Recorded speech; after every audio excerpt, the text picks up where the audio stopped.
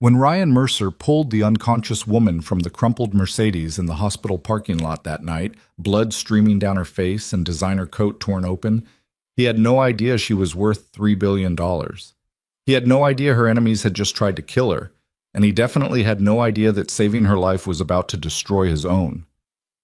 This is the story of a single father who made one choice in a snowstorm and woke up the next morning to find the most dangerous woman in America sleeping on his couch. If you want to see how far a man will go to protect someone the whole world wants to control, stay with me until the end. Hit that like button and drop a comment with your city so I can see how far this story travels. The fluorescent lights in Chicago Grace Hospital's maintenance wing hummed like dying insects at 2:30 in the morning. Ryan Mercer sat on an upturned mop bucket in the supply closet, eating cold pizza from a box he'd found in the staff fridge 3 hours past its expiration date. His work boots were splitting at the seams. His phone screen had a crack running through the middle that made text messages look like they were breaking apart. He had $16 in his checking account. Rent was due in 4 days.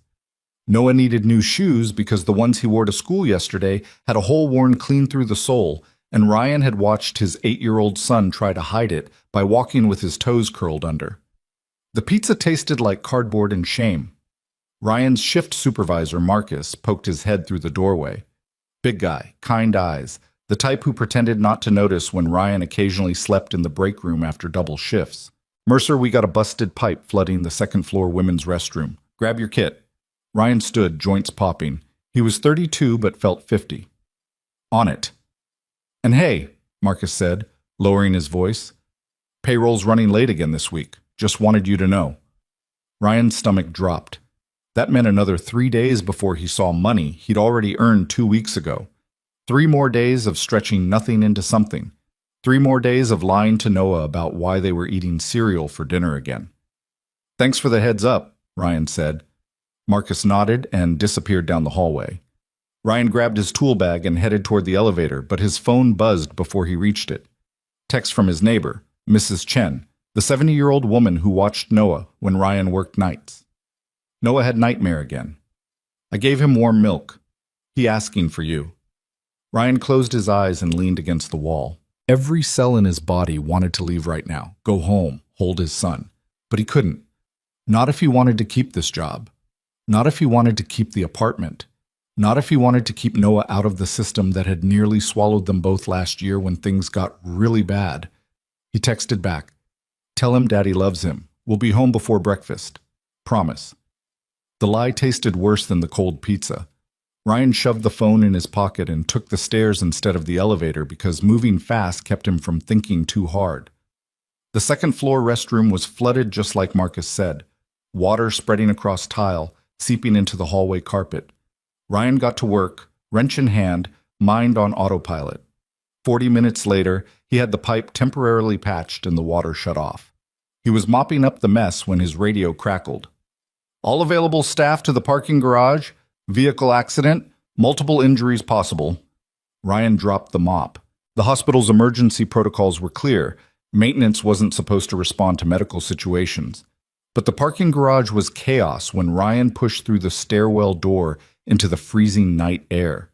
A black Mercedes had crashed through the concrete barrier and was nose down against a support column, steam rising from the crumpled hood.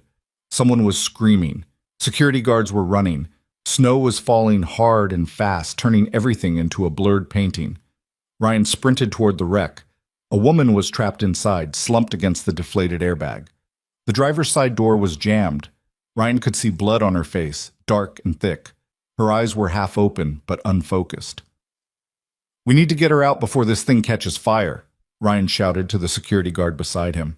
Ambulance is 2 minutes out, the guard said, but he was backing away, not helping. 2 minutes might as well be 2 hours if the car went up. Ryan grabbed the door handle and pulled. Nothing. He braced his boot against the car frame and yanked harder. Metal groaned. The door gave half an inch, then another. Ryan's shoulder screamed, but he kept pulling until the door finally popped open with a shriek of torn metal. The woman fell forward into his arms. She was light, too light. Expensive perfume and blood. Ryan caught her and pulled her away from the wreck, dragging her across the snowy pavement as the Mercedes started making a clicking sound that meant nothing good. He got her 20 feet clear before the engine compartment started smoking harder. 2 paramedics came running with a stretcher. "We've got her," one of them said. "Good work." Ryan stepped back, hands shaking now that the adrenaline was fading. He looked down at the woman properly for the first time. Mid-30s, maybe. Sharp features, dark hair matted with blood. She was wearing a coat that probably cost more than Ryan made in 6 months. Her eyes opened, unfocused, scared. She grabbed Ryan's wrist with surprising strength. Don't let them—" "You're safe," Ryan said. "You're at the hospital. These people are going to help you." But she wasn't looking at the paramedics. She was looking at him. "Don't let them find me." Then her eyes rolled back and she was out. The paramedics loaded her onto the stretcher and ran toward the ER entrance. Ryan stood there in the snow, watching them disappear through the automatic doors. His hands were covered in her blood. His uniform shirt was ruined. Marcus appeared at his elbow. "Hell of a thing. You all right?" "Yeah," Ryan said. "I'm fine." "Go clean up. Take 30. You earned it." Ryan nodded and walked back inside. His hands wouldn't stop shaking. By 6 a.m., Ryan's shift was technically over, but he stayed another hour to finish mopping the hallway outside the restroom because the night janitor had called in sick, and Ryan knew if he left it, someone else would have to do double work. That was the thing about being poor that rich people never understood. You couldn't afford to make enemies of anybody. Every favor you did might be the favor that saved your ass next month. He changed out of his bloody shirt in the maintenance locker room, threw it in the trash, and pulled on the spare he kept in his locker. Then he clocked out and headed for the exit. But something made him stop at the ER desk. "Hey, Jenny," he said to the night nurse. "That woman from the car wreck, she make it?" Jenny looked up from her computer. "The Jane Doe?" "Yeah, she's stable. Concussion, some lacerations, possible broken ribs. They're running tests." "Jane Doe?" "No ID on her. No purse, no phone, nothing. Police are checking the car registration, but it's registered to some corporate entity. Weird situation." Ryan frowned. "She say anything?" "In and out of consciousness, confused. Kept asking for someone named Ryan, actually." "You know her?" Ryan's stomach tightened. "I pulled her out of the car. She grabbed me, said something about not letting them find her. She was pretty out of it." Jenny nodded slowly. "Well, she's asking for you now. Room 12 if you want to check on her before you go. Might help her settle down." Ryan should have left, should have gone home to Noah, should have minded his own business. But something about the fear in that woman's eyes stayed with him. He walked to room 12. She was awake, sitting up in bed with a bandage wrapped around her head and a split lip that made her look more fragile than she probably was. When Ryan walked in, her whole body tensed like she was about to run. Then she saw his face and something changed. "You," she said, voice hoarse. "You're the one who—" "Pulled you out, yeah." Ryan stayed near the door. "How you feeling?" "Like I got hit by a truck." She touched the bandage on her head, winced. "They tell me I was in an accident." "Your car went through a barrier in the parking garage. You remember what happened?" She stared at him for a long moment. "No, I don't remember anything." Ryan didn't believe her, but he didn't push. "Doctors say you'll be all right. Concussion, some bruises. Could have been worse. Could have been dead if you hadn't pulled me out." She looked at him differently now, measuring. "Thank you." "Just did what anyone would do?" "No." Her voice was hard suddenly. "Most people would have waited for someone else. You didn't." Ryan shrugged, uncomfortable with gratitude. He'd spent the last 3 years getting used to invisibility. "They say you don't have any ID," he said. "No phone, no wallet? You remember your name?" Something flickered across her face. Fear, maybe? Or calculation? "No, I don't remember anything before waking up in this room." Ryan studied her. She was lying. He could tell by the way her hands gripped the blanket, by the way her eyes tracked the door like she was planning an escape route. "Listen," he said carefully. "The police are going to want to talk to you. Hospital's going to want insurance information. If you're in some kind of trouble, I'm not asking for your help. Didn't say you were. But you grabbed my arm out there and told me not to let them find you. So either you're paranoid from the concussion or someone's looking for you and you don't want to be found. She went very still. I don't know what you're talking about. Sure. Ryan moved toward the door. Take care of yourself. Wait. He stopped. She was staring at her hands now, not at him. If I tell you something, will you keep it between us? Depends what it is. Fair enough. She looked up, and Ryan saw it clearly now, the fear under the ice. I think someone tried to kill me tonight. I don't remember exactly what happened, but I know it wasn't an accident. And if they find out I'm here, they'll try again. Ryan's first instinct was to back away slowly, to let hospital security and the police handle whatever corporate espionage nonsense this was. He had enough problems. But Noah's voice echoed in his head. Something his son had said last week after watching a superhero movie. Daddy, if you could help somebody but it was really hard, would you still do it? Ryan had said yes without thinking, because that's what you were supposed to tell your kid. Turned out the universe was checking his work. Who are you? Ryan asked. I don't know if I should tell you. The less you know, the safer you are. Lady, I'm a hospital janitor who sleeps in the break room half the time because I can't afford gas to drive home between shifts.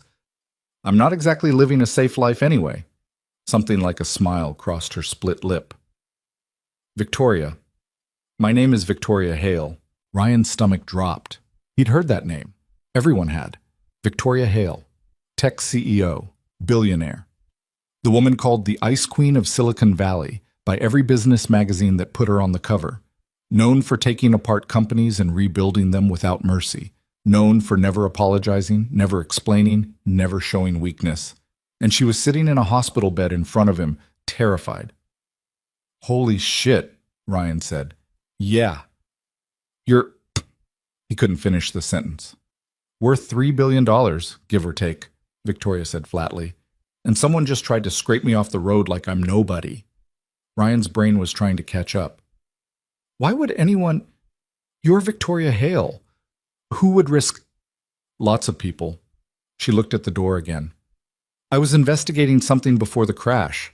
Something big, but I can't remember the details now, just flashes. And the people responsible, they'll know I'm here as soon as my name hits any system. Then don't give them your name. What? Ryan thought fast. Hospital says you're a Jane Doe. No ID, no insurance, nothing. Cops are still running your plates. That buys you maybe 12 hours before someone makes the connection. And then what? I can't exactly check out and disappear. Look at me. Ryan looked. She was right. Bandaged, bruised, barely able to sit up straight. She wouldn't make it 2 blocks. This was insane. This was not his problem. He should walk out right now. I have a couch, Ryan heard himself say. Small apartment, not much, but no one would look for you there. Victoria stared at him like he'd just suggested flying to Mars. You're offering to hide me? I'm offering you 12 hours to figure out your next move. After that, you're on your own. You don't even know me. I know you're scared. I know someone's trying to hurt you. And I know I'm probably the only person in this building dumb enough to help without asking for something in return. For the first time since he'd walked in, Victoria looked uncertain. Why would you do this? Ryan thought about Noah asking him if he'd help someone even if it was hard. Thought about all the times he'd needed help and nobody came. Thought about the kind of man he wanted his son to grow up to be. Because someone should, Ryan said. Getting Victoria out of the hospital without anyone noticing was easier than it should have been. Ryan grabbed a wheelchair from the equipment room, some scrubs from the laundry, and a surgical mask that covered most of her face. At 7 a.m., shift change, when the hallways were chaos and nobody paid attention to anything except getting home. He wheeled her out through the maintenance exit near the loading dock where the security cameras had been broken for 3 months, and nobody had bothered fixing them. His truck was parked in the employee lot, a 15-year-old Ford Ranger with a rusted bed and a passenger door that stuck. Ryan had to kick it twice to get it open. Victoria stared at the truck like it might bite her. It runs, Ryan said defensively. I didn't say anything. You were thinking it. She almost smiled. Yeah, I was. Ryan helped her into the passenger seat, which took longer than it should have because every movement made her wince. He threw the wheelchair in the truck bed and climbed behind the wheel. The engine coughed twice before turning over. Where are we going? Victoria asked. South side, about 20 minutes. What's on the south side? People who can't afford to live anywhere else. The snow had stopped, but the roads were still slick. Ryan drove carefully, checking the rearview mirror more than necessary. No one was following them. No one cared. To the rest of the world, they were just another beat-up truck carrying another invisible person to another invisible life. Ryan's apartment building was a 5-story brick box that had been beige once, but was now the color of old dishwater. The hallway on the 3rd floor smelled like someone's cooking and someone else's weed. Ryan unlocked the door to 3C and held it open. Victoria stepped inside and stopped. The apartment was maybe 500 square feet total. Kitchen, living room, and bedroom all visible from the front door. Couch with duct tape holding the armrest together. TV from 2006. Walls that needed paint. But it was clean. Ryan made sure it was always clean because that's what they checked for when CPS came around. It's not much, Ryan said. It's perfect, Victoria said quietly. Something in her voice made Ryan look at her closer. She was staring at the apartment like she'd never seen anything like it, which, he supposed, she probably hadn't. Bathroom's through there, bedroom's Noah's. I sleep on the couch most nights anyway. Noah? My son. He's at the neighbor's right now. I need to go get him before school. Victoria turned to face him. You have a son? Yeah. And you just brought a stranger into his home. You're not a stranger. You're Victoria Hale. Ryan realized how stupid that sounded. I mean, I know what you mean. Victoria sat down slowly on the couch, every movement careful. Thank you for this. I'll be gone before your son gets home. You can barely walk. I'll manage. Sure. Ryan didn't argue. He was too tired. Look, I'm going to grab Noah and bring him to school. There's food in the fridge. Not much, but help yourself. I'll be back in an hour. We'll figure out next steps then. Victoria nodded. She looked small suddenly. Not like a billionaire. Just like someone who was hurt and scared and trying not to show it. Ryan grabbed his keys and left before he could second-guess himself. Noah was eating toast at Mrs. Chen's tiny kitchen table when Ryan knocked. The old woman opened the door with a knowing look. Long night? She asked. Something like that. Noah looked up and his whole face lit up. Daddy! That light was the only thing that kept Ryan going most days. He crouched down and Noah ran into his arms, small and solid and real. Hey buddy, sorry about the nightmare. It's okay. Mrs. Chen made me cocoa. With extra marshmallows, Mrs. Chen added. He is good boy, Ryan. You doing good job. Ryan felt that compliment settle somewhere behind his ribs. Mrs. Chen didn't give praise lightly. Thanks for watching him. Anytime. You know this. Ryan got Noah ready for school. Coat, backpack, shoes with the hole Noah was definitely aware of now. They walked to the bus stop 3 blocks away, Noah talking the whole time about a project they were doing in class about space. Did you know Jupiter is so big that all the other planets could fit inside it? Noah said. I did not know that. Ms. Rodriguez says it's a gas giant. That means it's made of gas, but it's still a planet. Isn't that weird? Pretty weird, Ryan agreed. The bus pulled up, Noah climbed the steps, then turned back. Daddy, are you okay? You look tired. Ryan forced a smile. I'm fine, bud. Just a long night at work. Have a good day, all right? Love you, Daddy. Love you too. The bus doors closed and pulled away. Ryan watched until it disappeared around the corner. Then he walked back to the apartment where a billionaire was hiding on his couch and wondered what the hell he'd just done. Victoria was exactly where he'd left her, sitting on the couch with her hands folded in her lap like she was waiting in a lobby somewhere. She looked up when Ryan walked in. Your son? She asked. At school. How old? 8. Victoria nodded slowly. What happened to his mother? Most people didn't ask that directly. Ryan appreciated it. Car accident, 3 years ago. Drunk driver ran a red light. I'm sorry. Yeah, me too. Ryan shrugged out of his coat. Look, I need to get some sleep. I've been up for 20 hours and I'm crashing. You should rest too. Doctor said you need to take it easy for a few days. I can't stay here for a few days. So leave. I'm not stopping you. Ryan kicked off his boots. But if you do, you're walking out that door with a concussion, broken ribs, and no plan. Your call. Victoria opened her mouth, closed it, finally said, "You're very blunt. I'm very tired. Blunt's all I got left." Fair enough. Ryan grabbed a blanket from the closet and tossed it to her. Couch pulls out into a bed. There's Tylenol in the bathroom cabinet. I'm going to sleep for 4 hours. Try not to get us both killed while I'm out. He walked into Noah's room, his room for now, and closed the door. He was asleep in 90 seconds. Ryan woke to the smell of coffee. For a moment he was confused. He didn't own a coffee maker, couldn't afford coffee most weeks, but the smell was real and it was coming from the kitchen. He stumbled out of the bedroom. Victoria was standing at the stove, moving slowly but purposefully. She'd found Ryan's ancient coffee pot and somehow made it work. Toast was browning, eggs were scrambling. "What are you doing?" Ryan asked. "Cooking. Sit down." "You should be resting." "I've been resting for 4 hours. Sit down." Ryan sat, mostly because he was too surprised to argue. Victoria slid a plate in front of him. Eggs, toast, coffee. Simple. But it had been a long time since someone made Ryan breakfast. "You didn't have to do this," he said. "You pulled me out of a burning car and gave me your couch. It's the least I could do." Victoria sat across from him with her own plate. She ate carefully, like her ribs hurt. "Besides, I needed to move around, think." "Remember anything new?" "Pieces, nothing complete." She sipped her coffee. "I remember a meeting, boardroom. People were angry. My ex-fiancé was there, which doesn't make sense because he's not on my board. And then I remember driving in the snow and someone following me. After that, it's just the crash." "You have an ex-fiancé?" "Had, past tense.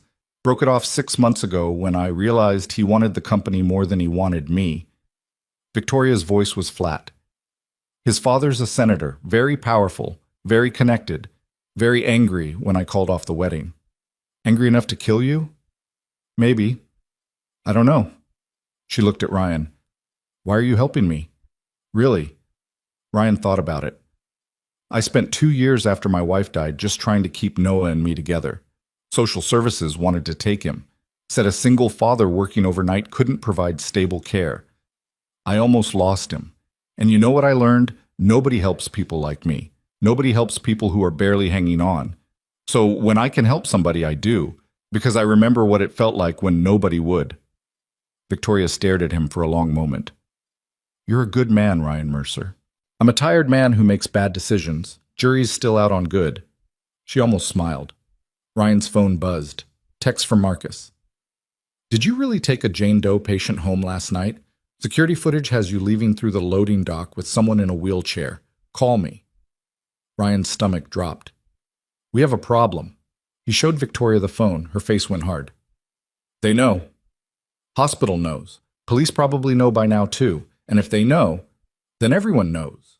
Victoria stood too fast, winced, grabbed the counter. "I need to leave. Now." "And go where? You can barely walk." "I'll figure it out." "Like hell you will." Ryan was thinking fast now. "They saw footage of me leaving with you, which means they're going to come here looking, but they don't know you're Victoria Hale yet. They just know you're missing."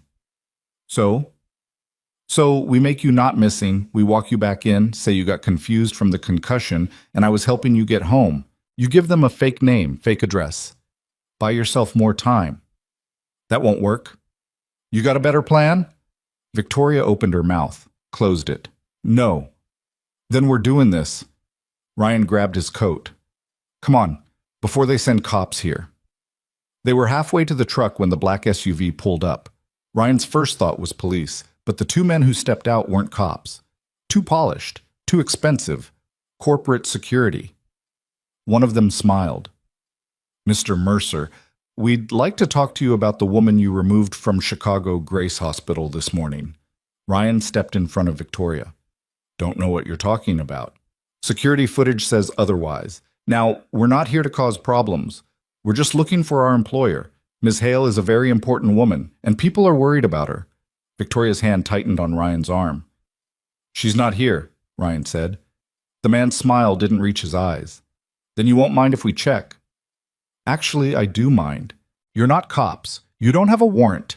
Get off my property. The second man moved closer, bigger, not smiling at all. Mr. Mercer, you're making this difficult. Good. The big man reached for Ryan's arm. Victoria stepped forward. Her voice came out cold as winter. Touch him, and I'll make sure you spend the next decade in litigation so deep your grandchildren will still be paying legal fees. Both men froze.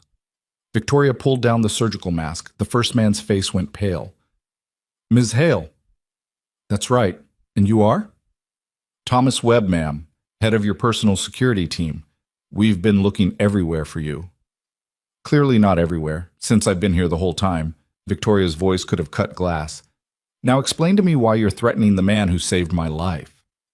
We weren't threatening, ma'am. We were just... You were about to assault him in front of a witness. That's a felony, Thomas. Want to try again? Webb swallowed hard. We were sent to locate you and ensure your safety. Sent by who? The board, ma'am. When you missed this morning's emergency meeting, they became concerned. I was in a car accident. I have a concussion, and I'm taking a few days to recover. Tell the board I'll be back when I'm ready. Ma'am, with respect, there are urgent matters. Nothing is more urgent than my health, and Mr. Mercer is ensuring I have the privacy I need to recover. Is that understood? Webb looked like he wanted to argue, but Victoria Hale wasn't the kind of woman you argued with, concussion or not. Yes, ma'am, he said finally. Good. Now leave. The two men climbed back into the SUV and drove away. Ryan let out a breath he didn't know he'd been holding. That was terrifying, Victoria said quietly. Yes, because now they know I'm here. And worse, they know I'm with you. Is that bad? Victoria looked at him with something like pity. Ryan, you just became leverage, and leverage is the most dangerous thing to be in my world. Great. Ryan ran a hand through his hair. So what now? Now we figure out who tried to kill me. Because if we don't, they're going to come after both of us. And next time, they won't send security guards. Ryan thought about Noah at school, drawing pictures of Jupiter. Thought about the life he'd barely managed to hold together for 3 years. I should never have helped you, he said. No, Victoria agreed. You probably shouldn't have. But neither of them moved toward the truck. Neither of them ran. Because sometimes the right choice and the smart choice were two different things. And Ryan Mercer had already made his. Ryan stood in the parking lot watching the SUV disappear around the corner, his heart still hammering against his ribs. Victoria remained beside him, one hand pressed against her side where the broken ribs were, the other gripping his forearm like she might fall over without the support. We should get inside, she said. Yeah. But neither of them moved for another 10 seconds. The snow had started falling again, light flakes that caught in Victoria's dark hair and melted immediately.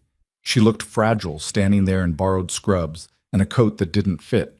Nothing like the woman whose face appeared on magazine covers with headlines like, "The CEO Who Never Blinks." Ryan finally broke the silence. You really think they'll come after me? I don't think. I know. Victoria started walking toward the building, slow and stiff. The moment Thomas reports back that I'm staying here voluntarily, someone's going to start building a file on you. They'll find every weakness, every vulnerability, every pressure point they can use to separate us. Separate us? We're not... Ryan stopped. I'm not part of whatever corporate war you're fighting. You became part of it the second you pulled me out of that car. They climbed the stairs to the 3rd floor, Victoria gripping the railing hard enough that her knuckles went white. By the time they reached apartment 3C, she was breathing carefully through her teeth. Ryan unlocked the door and held it open. Victoria made it 3 steps inside before she had to sit down. When's the last time you took pain medication? Ryan asked. This morning. It's fine. It's not fine. You look like you're about to pass out. I've had worse. Ryan went to the bathroom and came back with Tylenol and a glass of water.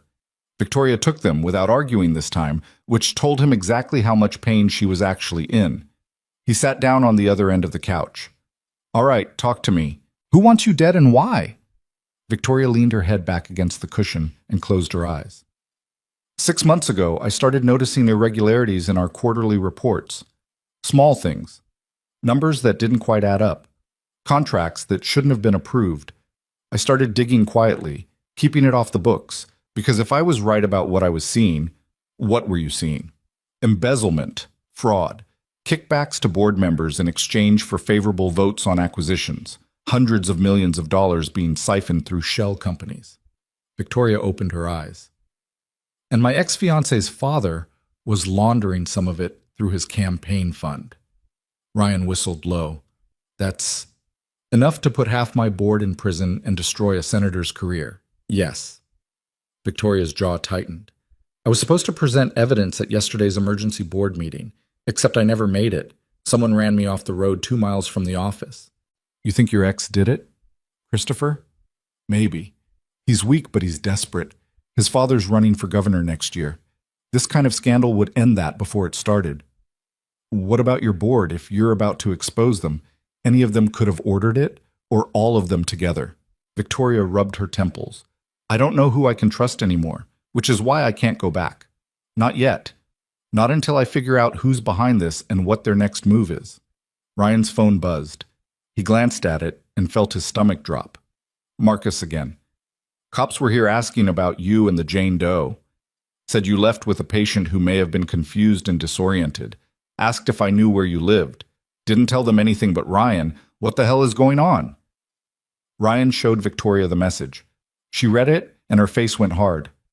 They're moving faster than I expected. Thomas must have called someone immediately. The cops are going to show up here. Probably within the hour. So what do we do? Victoria looked at him for a long moment. You should tell them I left. Say I thanked you for the ride home and walked away. You don't know where I went. You were just trying to help. They're not going to believe that. It doesn't matter if they believe it. It gives you distance, plausible deniability. You can go back to your life. Ryan laughed, but there was no humor in it. My life, right. The one where I work 70 hours a week and still can't pay rent. Where I lie to my kid about why we eat cereal for dinner. We're one bad break away from losing everything. He leaned forward. You know what the worst part is? I'm used to it. I'm used to being one disaster away from homeless. So honestly, what's one more? Ryan, no, listen. You said they're going to build a file on me. Find my weaknesses. Well, here's what they're going to find. I'm broke, I'm exhausted, and I'm barely holding my life together with duct tape and hope. But you know what else they're going to find? I don't scare easy, because I've already been scared for 3 straight years. You can't threaten someone with losing everything when they've already lost everything that mattered. Victoria stared at him. Your son matters. The words hit Ryan like cold water. Yeah, he does.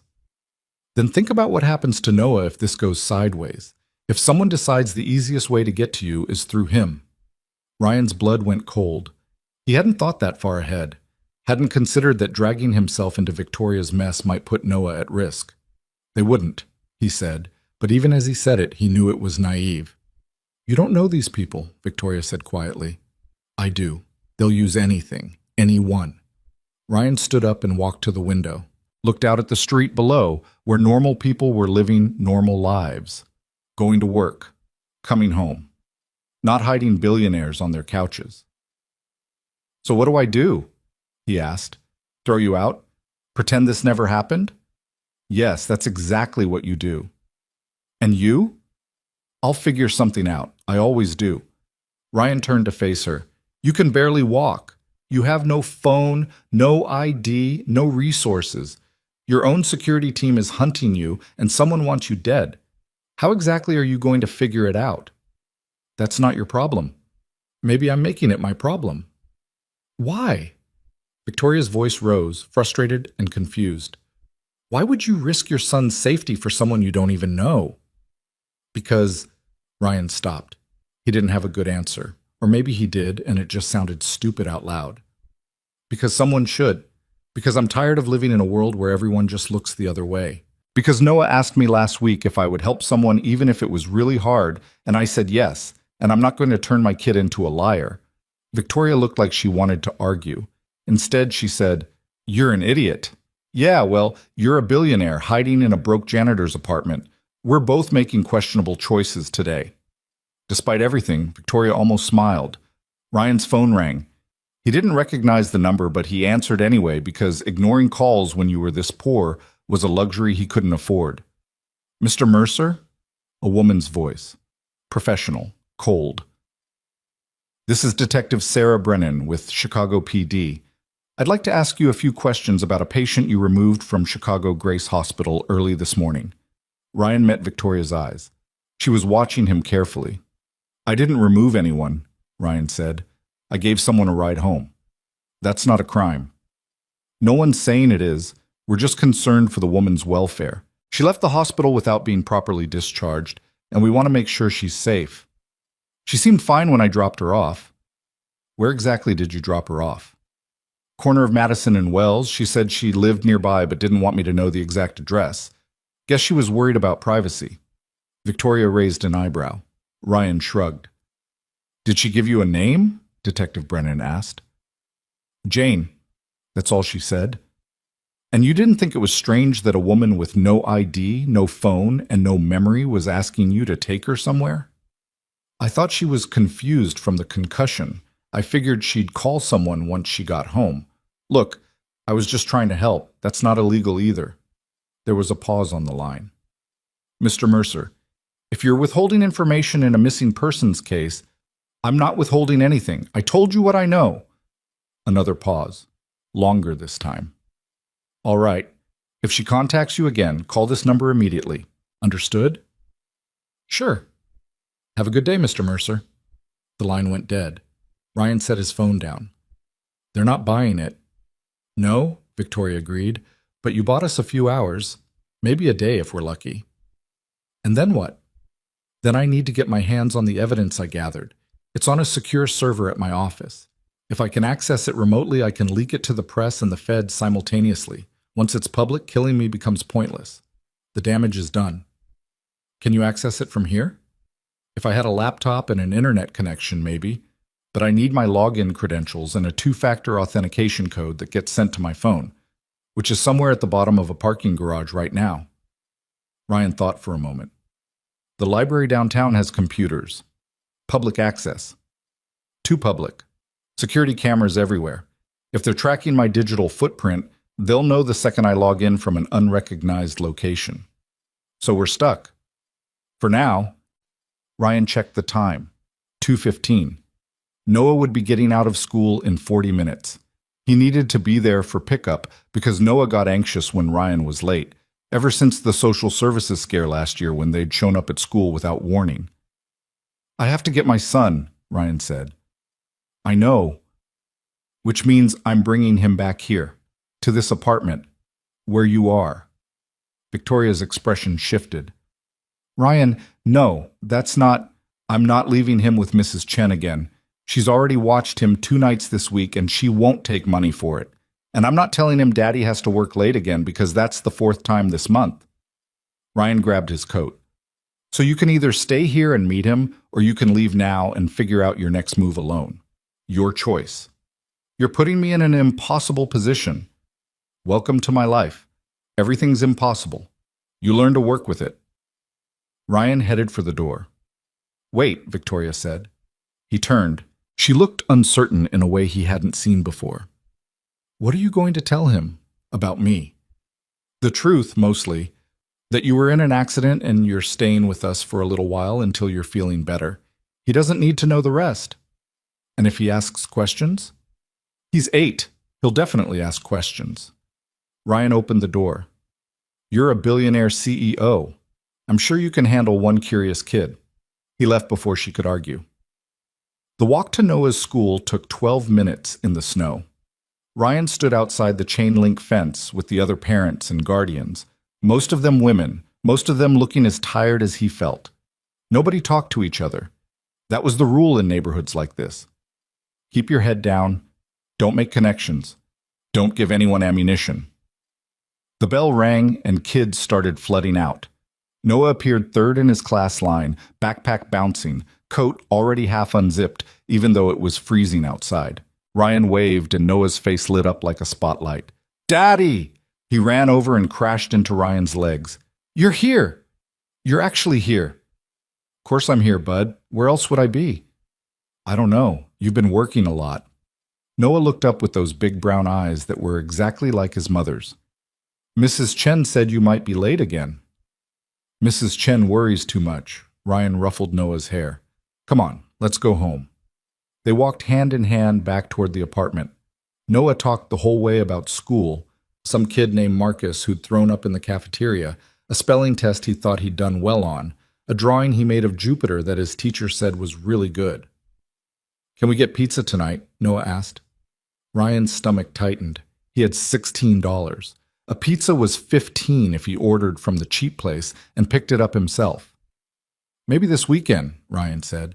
Tonight we're having spaghetti. We had spaghetti yesterday. Then you already know how good it is. Noah made a face but didn't argue. He'd learned not to push too hard about food. That was something no 8-year-old should have to learn, but here they were. They climbed the stairs to the 3rd floor. Ryan unlocked the door and Noah ran inside, already talking about the Jupiter project. Victoria was standing in the kitchen. She'd changed into some of Ryan's old clothes that she must have found in the bedroom, sweatpants and a flannel shirt that hung off her frame. Her hair was pulled back. The bandage on her head was still visible, but she'd tried to adjust it to be less obvious. Noah stopped talking mid-sentence. Victoria and Noah stared at each other. Noah, Ryan said carefully, this is Victoria. She's going to be staying with us for a few days. Why? Noah asked. Not rude, just curious. She was in a car accident. She got hurt, so Daddy's helping her until she feels better. Noah looked at the bandage on Victoria's head. Did you hit a tree? Something like that, Victoria said. Her voice was softer than Ryan had heard it before. Does it hurt? A little bit. When Daddy scraped his knee at the park, he used 3 Band-Aids. You only have 1. Is yours not as bad? Victoria blinked. I'm not sure. Maybe I need more Band-Aids. I have Spider-Man ones.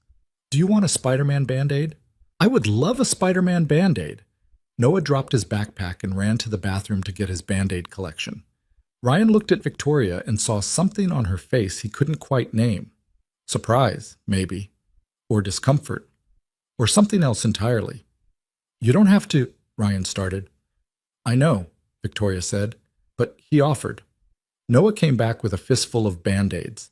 I have Spider-Man, Iron Man, and Captain America. Which do you want? What's your favorite? Spider-Man. Then Spider-Man it is. Noah beamed. He very carefully peeled the Spider-Man Band-Aid and stuck it on Victoria's forehead next to the actual bandage. It looked ridiculous. A $3 billion CEO wearing a cartoon Band-Aid applied by an 8-year-old. There, Noah said. Now you'll feel better faster. Thank you, Victoria said, and Ryan could tell she meant it. Noah turned to Ryan. Can Victoria stay for spaghetti? I think she was planning on it. Good, because we have a lot, and I can show her my Jupiter project. I would like to see your Jupiter project, Victoria said. Noah grabbed her hand and pulled her toward the bedroom where he kept his school stuff. Victoria went, moving carefully because of the ribs, but she went. Ryan watched them disappear into the other room and heard Noah already explaining about gas giants and orbital patterns. Ryan stood in the kitchen and wondered what the hell was happening to his life. He made spaghetti. Not the good kind with meat sauce and garlic bread. The cheap kind. Box of pasta, jar of sauce, nothing else. But he made enough for 3 people and he set the table like this was normal. Like he had billionaires eating dinner at his apartment every night. When the food was ready, he called them out. Noah came running. Victoria followed more slowly, and Ryan saw she was holding one of Noah's drawings, a crayon picture of the solar system with Jupiter colored in orange and red. This is really good, Victoria said to Noah. Thanks. The colors are all wrong, but we didn't have the right crayons. Teacher says Jupiter's supposed to have brown bands, but I only had orange. I think orange works. They sat down at the tiny table. 3 people squeezed into a space meant for 2. Noah started eating immediately, twirling pasta onto his fork with the concentration of a surgeon. Victoria ate more carefully, but she ate. Ryan noticed she was trying not to show how much the ribs hurt when she bent forward. So Victoria, Noah said around a mouthful of spaghetti, what do you do? Victoria glanced at Ryan. He gave her a tiny shrug. Your call. I run a company, Victoria said. What kind of company? We make software, programs that help other companies do their work better. Like apps? Sort of, more like the systems that make apps work. That sounds boring, Victoria laughed. Actually laughed. Sometimes it is. Daddy works at the hospital, Noah said. He fixes things when they break, pipes and lights and stuff. That's not boring. That's important. You're right, Victoria said. That is important. Is your job important?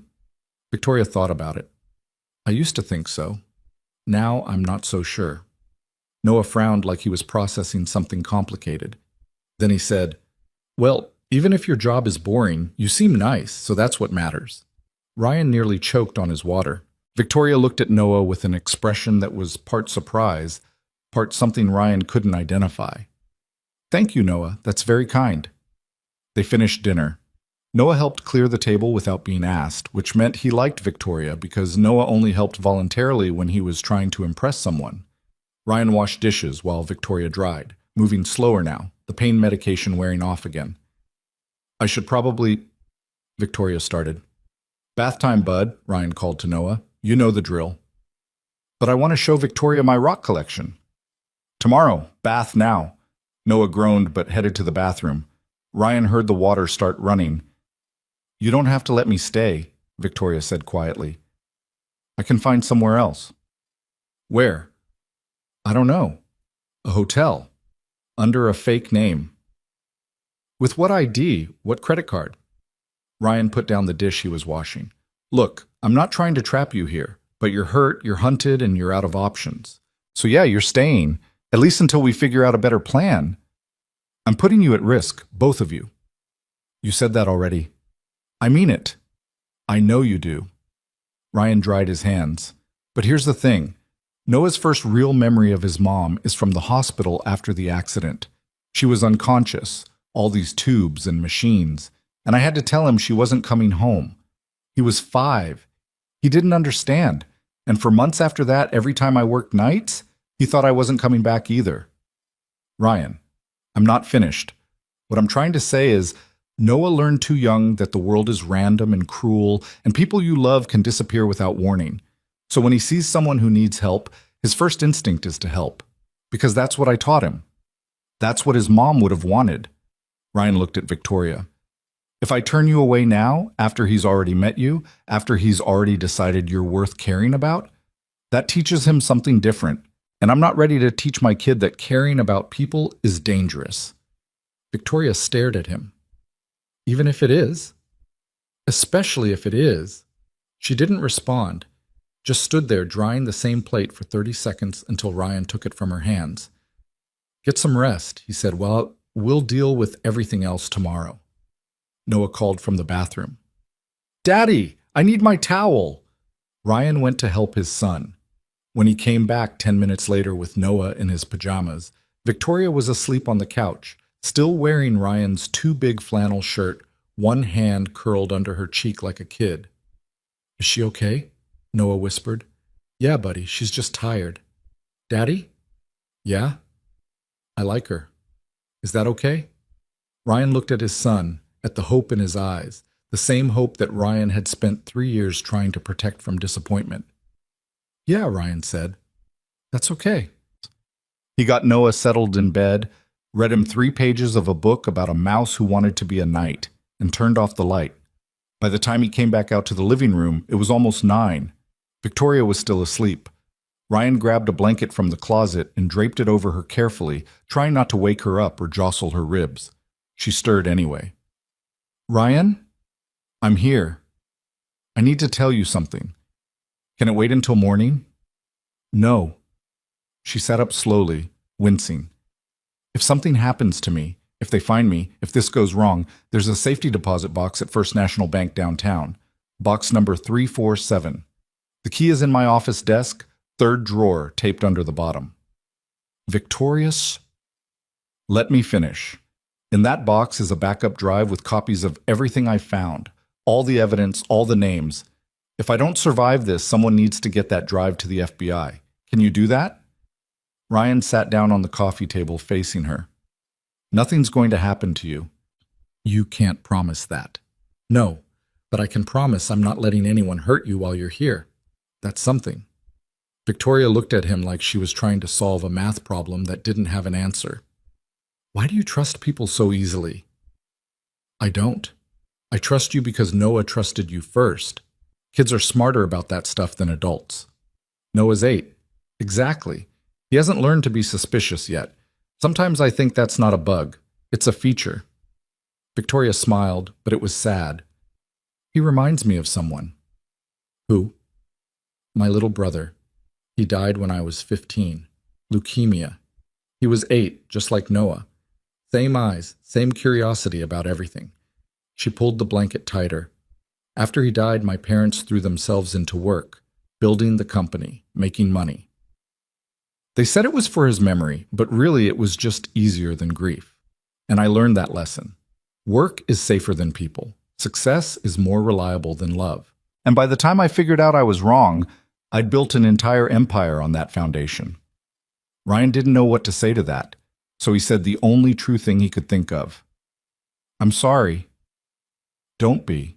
It made me who I am. Maybe who you are is more than just the empire. Maybe. Victoria lay back down. Or maybe I'm just a woman who ran out of road. Ryan stood up. Get some sleep.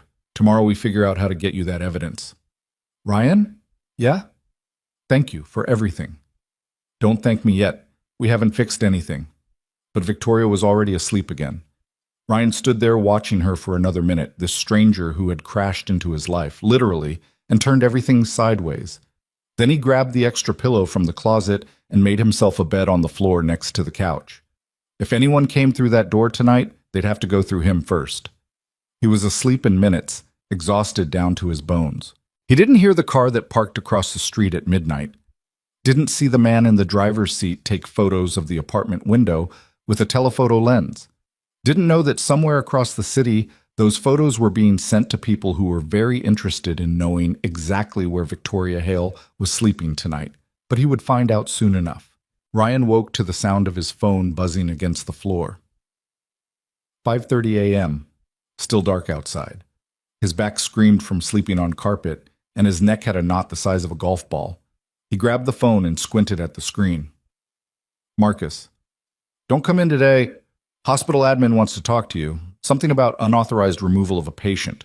They're talking suspension pending investigation. Ryan sat up too fast. His vision swam. Suspension meant no pay. No pay meant no rent. No rent meant... He couldn't finish that thought. Victoria was awake on the couch, watching him. Bad news? I'm suspended from work because of you. He didn't mean for it to sound accusatory, but it came out that way. Victoria's face remained neutral, but something flickered in her eyes. I'm sorry, she said. Yeah, me too. Ryan stood up, joints popping. I need to call my supervisor, figure out what the hell is happening. He went into the bathroom and closed the door, splashed cold water on his face, stared at himself in the mirror. 32 years old, and he looked 50. Dark circles under his eyes. Stubble that had gone past scruffy into disheveled. He looked like exactly what he was, someone barely holding on. He called Marcus. Ryan, Marcus answered on the first ring. Man, I tried to warn you yesterday. I know. What's going on? Hospital got a call from some lawyer, big firm downtown, said you removed a patient without authorization and they're considering it kidnapping. Admin is freaking out. They put you on leave until they can investigate. That's insane. I didn't kidnap anyone. I gave someone a ride home. I believe you, but someone with money and lawyers doesn't. And you know how this works. Hospital can't afford a lawsuit, so they're going to hang you out to dry until this blows over. Marcus paused. Ryan, what the hell did you get yourself into? I was trying to help someone. Yeah, well, you helped yourself right out of a job, at least temporarily. Another pause. Look, off the record, my cousin works security at a tech company downtown. He said there's been chatter about Victoria Hale going missing, like big money missing. People are looking for her everywhere. Please tell me that's not who was in your truck yesterday. Ryan closed his eyes. Can't do that, Marcus. Jesus Christ, Ryan. I didn't know who she was when I helped her, and now it's complicated. Complicated doesn't cover it, man. Do you have any idea how much power someone like that has? How many people want a piece of her? You're playing in a whole different league. I'm not playing at all. I'm just trying to do the right thing. The right thing is going to get you killed. Or worse, it's going to get Noah taken away from you. You thought about that? Ryan had thought about nothing else since Victoria mentioned it yesterday. What am I supposed to do? Throw her out? Yes, that's exactly what you do. This isn't your fight. Maybe it should be. Marcus sighed, long and heavy. You're a good guy, Ryan, one of the best I know, but good guys with nothing to lose still have something to lose, and in your case, it's your son. Think about him before you do anything stupid. I am thinking about him. Then think harder. The line went dead. Ryan stood there holding the phone, Marcus's words echoing in his skull. He was right. Of course he was right. This was crazy, dangerous, stupid. But walking away felt worse. He came out of the bathroom. Victoria was sitting up now, the blanket wrapped around her shoulders. Noah's Spider-Man Band-Aid was still on her forehead. You're suspended because of me, she said. Not a question. Temporarily. Until they investigate. Which means no income. I'll figure it out. Ryan, let me help. I can make a call. Fix this. With what phone? And to who? Everyone you know either wants you dead or wants to use you. Ryan sat down on the coffee table again. Look, I appreciate the offer, but you making calls on my behalf will just make this worse. Right now, they think I'm some idiot janitor who made a mistake. The second you get involved, I become collateral damage in a corporate war. There's a difference. Not much of one. Enough of one. Victoria pulled the blanket tighter. I'm destroying your life. My life was already pretty destroyed. You're just adding new problems to the pile. Ryan tried to smile, but it didn't land. Besides, we've got bigger issues. Someone's watching us. What? Think about it. That lawyer who called the hospital knew exactly what happened, knew I took you, knew where I worked. That information didn't come from security footage. It came from someone tracking us. Victoria's face went pale. They found me. They found both of us. Question is what they're waiting for. Before Victoria could answer, Noah's bedroom door opened. He shuffled out in his dinosaur pajamas, rubbing his eyes. Daddy? Why are you awake so early? Couldn't sleep, bud. Go back to bed. I'm hungry. Of course he was. Kids were always hungry at the worst possible times. Ryan went to the kitchen and started pulling out cereal boxes. Noah climbed onto a chair at the table and Victoria moved to sit across from him, still wrapped in the blanket like armor. Do you like dinosaurs? Noah asked her. I don't know much about them, Victoria admitted. I have 17 dinosaur books. Well, 15. I had to sell 2 at the garage sale last year when Daddy needed money for my shoes. Noah said it matter-of-factly, like selling your books to pay for basic necessities was normal, which for them, it was. Ryan felt something crack open in his chest. He poured cereal into a bowl and didn't look at Victoria because he couldn't handle seeing pity on her face right now. What's your favorite dinosaur? Victoria asked Noah. Ankylosaurus. It has a club on its tail and armor plates. It's like a tank dinosaur. Nobody messed with Ankylosaurus. Sounds like a good dinosaur to be.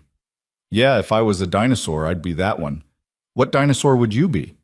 Victoria thought about it seriously. Maybe a pteranodon. They could fly, get away when things got dangerous. But they weren't really dinosaurs. They were flying reptiles. That's different. You're right. I forgot that. Victoria smiled. You're very smart, Noah. That's what my teacher says. Daddy says it too, but he has to say it because he's my dad. I'm saying it and I'm not your dad, so it must be true. Noah grinned and ate his cereal. Ryan watched them and felt the weight of everything pressing down on his shoulders. This should have been a normal morning. Wake up, feed Noah, get him to school, go to work. Simple. Survivable. Instead, he was suspended from his job, hiding a billionaire who was probably being hunted by professional killers and watching his 8-year-old son bond with a woman who would disappear from their lives the second this was over. Nothing about this was sustainable. Ryan's phone buzzed again. Unknown number. He almost didn't answer, but something made him. Mr. Mercer. A man's voice, smooth, professional, the kind of voice that closed deals and ended careers. My name is Christopher Aldridge. I believe you're currently harboring my former fiancée. Ryan's blood went ice cold. He looked at Victoria. She was staring at him, already knowing. I don't know what you're talking about, Ryan said. Let's not waste time with lies. I know Victoria is with you. I know you're in over your head, and I know you have a son named Noah who attends Jefferson Elementary on the south side. Christopher let that hang in the air for 3 seconds. Are you understanding me, Mr. Mercer? Ryan's hand tightened on the phone. If you touch my son, I'm not going to touch anyone. That's not how this works. I'm simply making sure you understand the reality of your situation. Christopher's voice stayed calm, reasonable, which somehow made it worse. Victoria has something that belongs to me. Documents, evidence she's been gathering. I need those documents, and I need her to stop whatever she's planning. She doesn't have anything. She lost everything in the crash. We both know that's not true. Victoria Hale doesn't do anything without backup plans and fail-safes. She has copies somewhere. I need to know where. Even if I knew, why would I tell you? Because I'm offering you a way out. Right now, you're looking at a kidnapping charge, loss of employment, possible jail time, and a custody battle you won't win. But if you convince Victoria to give me what I need, all of that goes away. You get your job back. Your record stays clean. Noah stays with you. Everyone wins. Except Victoria. Victoria made her choices. She knew what she was risking when she started digging into things that weren't her business. Now she's dragging innocent people down with her. People like you. People like your son. Ryan looked at Noah eating cereal across the room. Looked at Victoria watching him with something like resignation on her face, like she'd been waiting for this moment. I need time to think, Ryan said.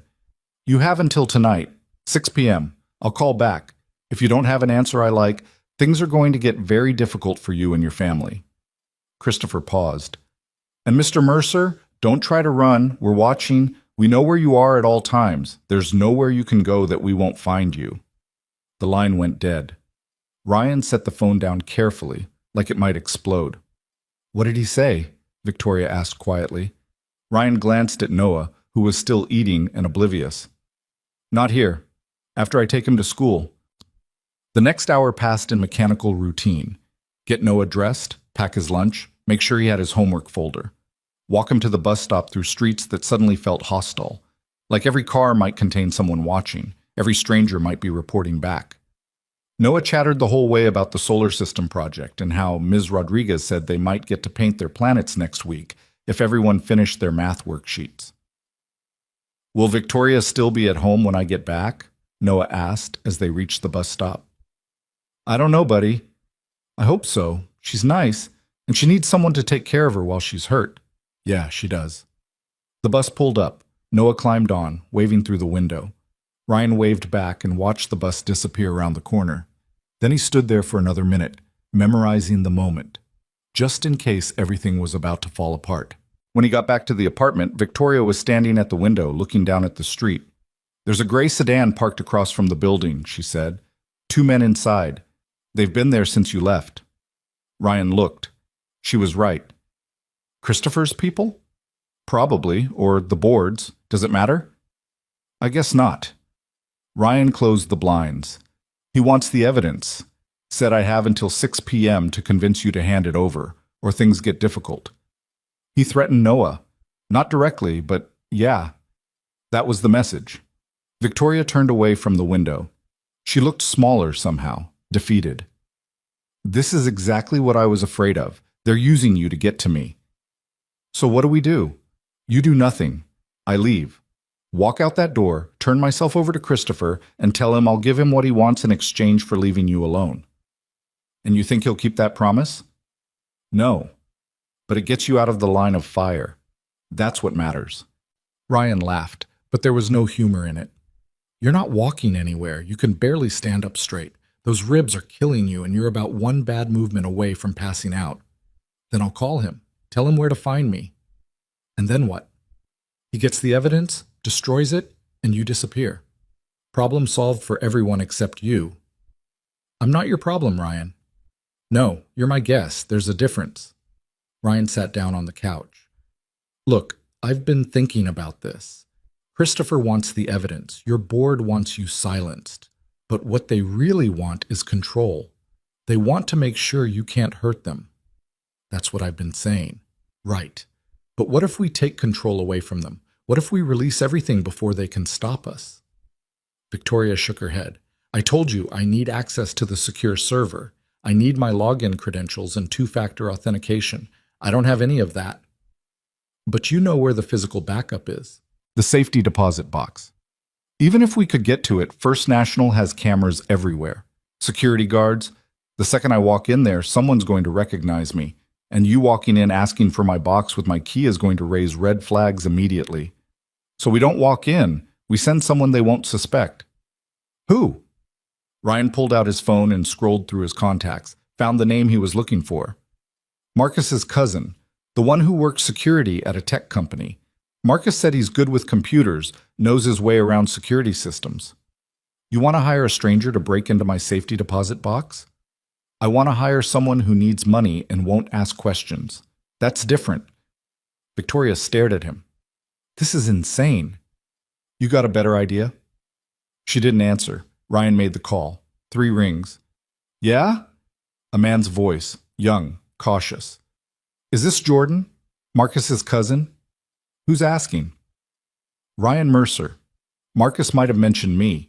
The guy with the billionaire problem. Yeah, he mentioned you, said you were in deep. Deep enough to need help.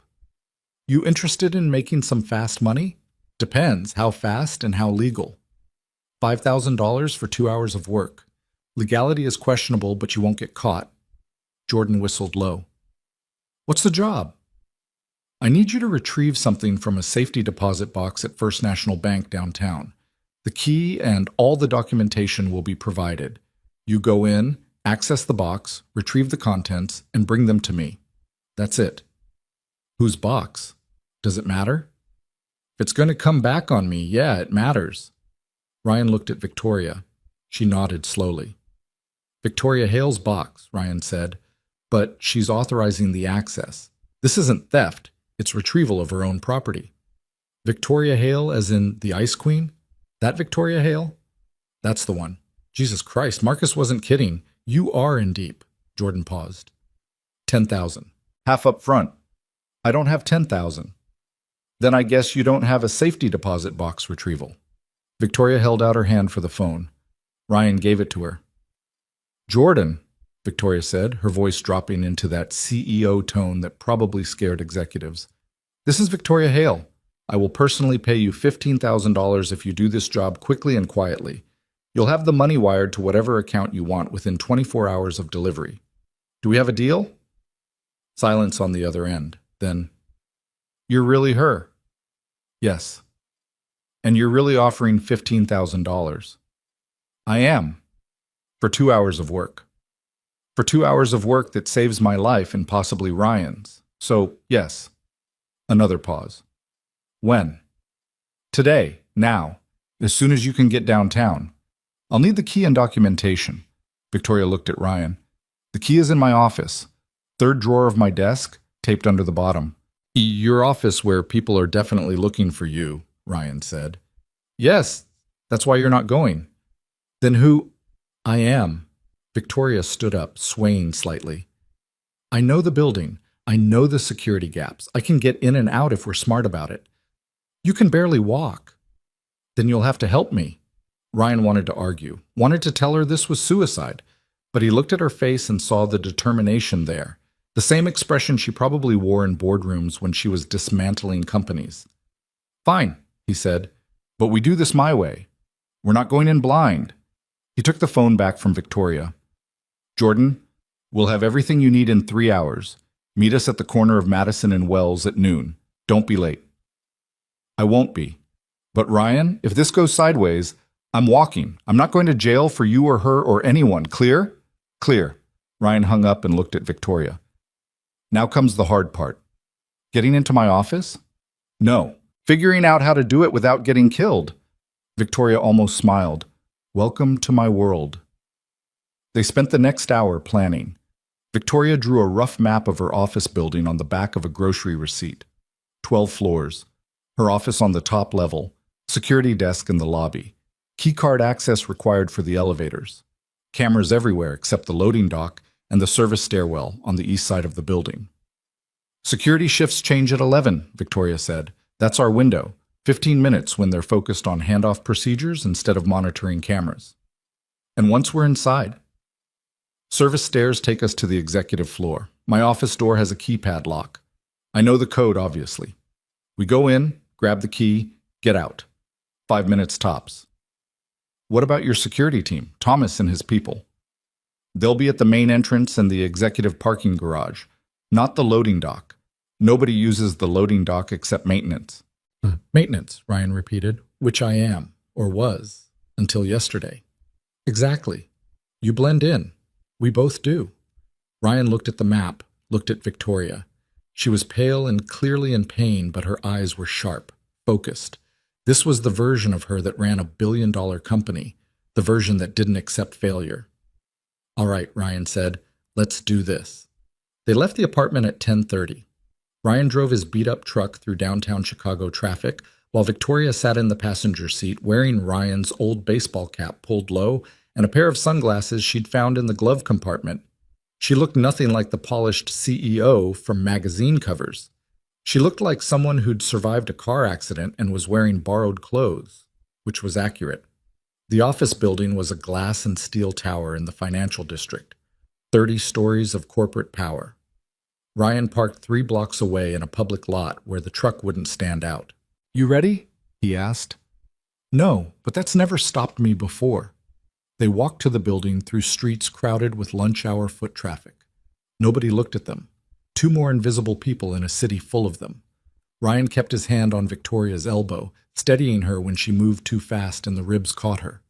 The loading dock was around back, down a concrete ramp that service vehicles used.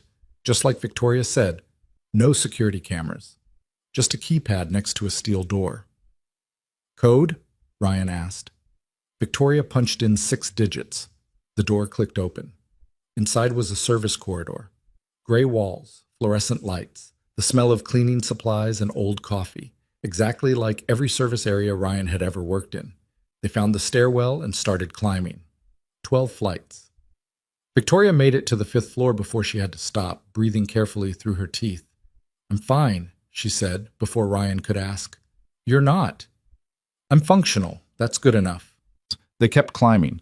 By the 10th floor, Victoria was gripping the railing hard enough to leave marks.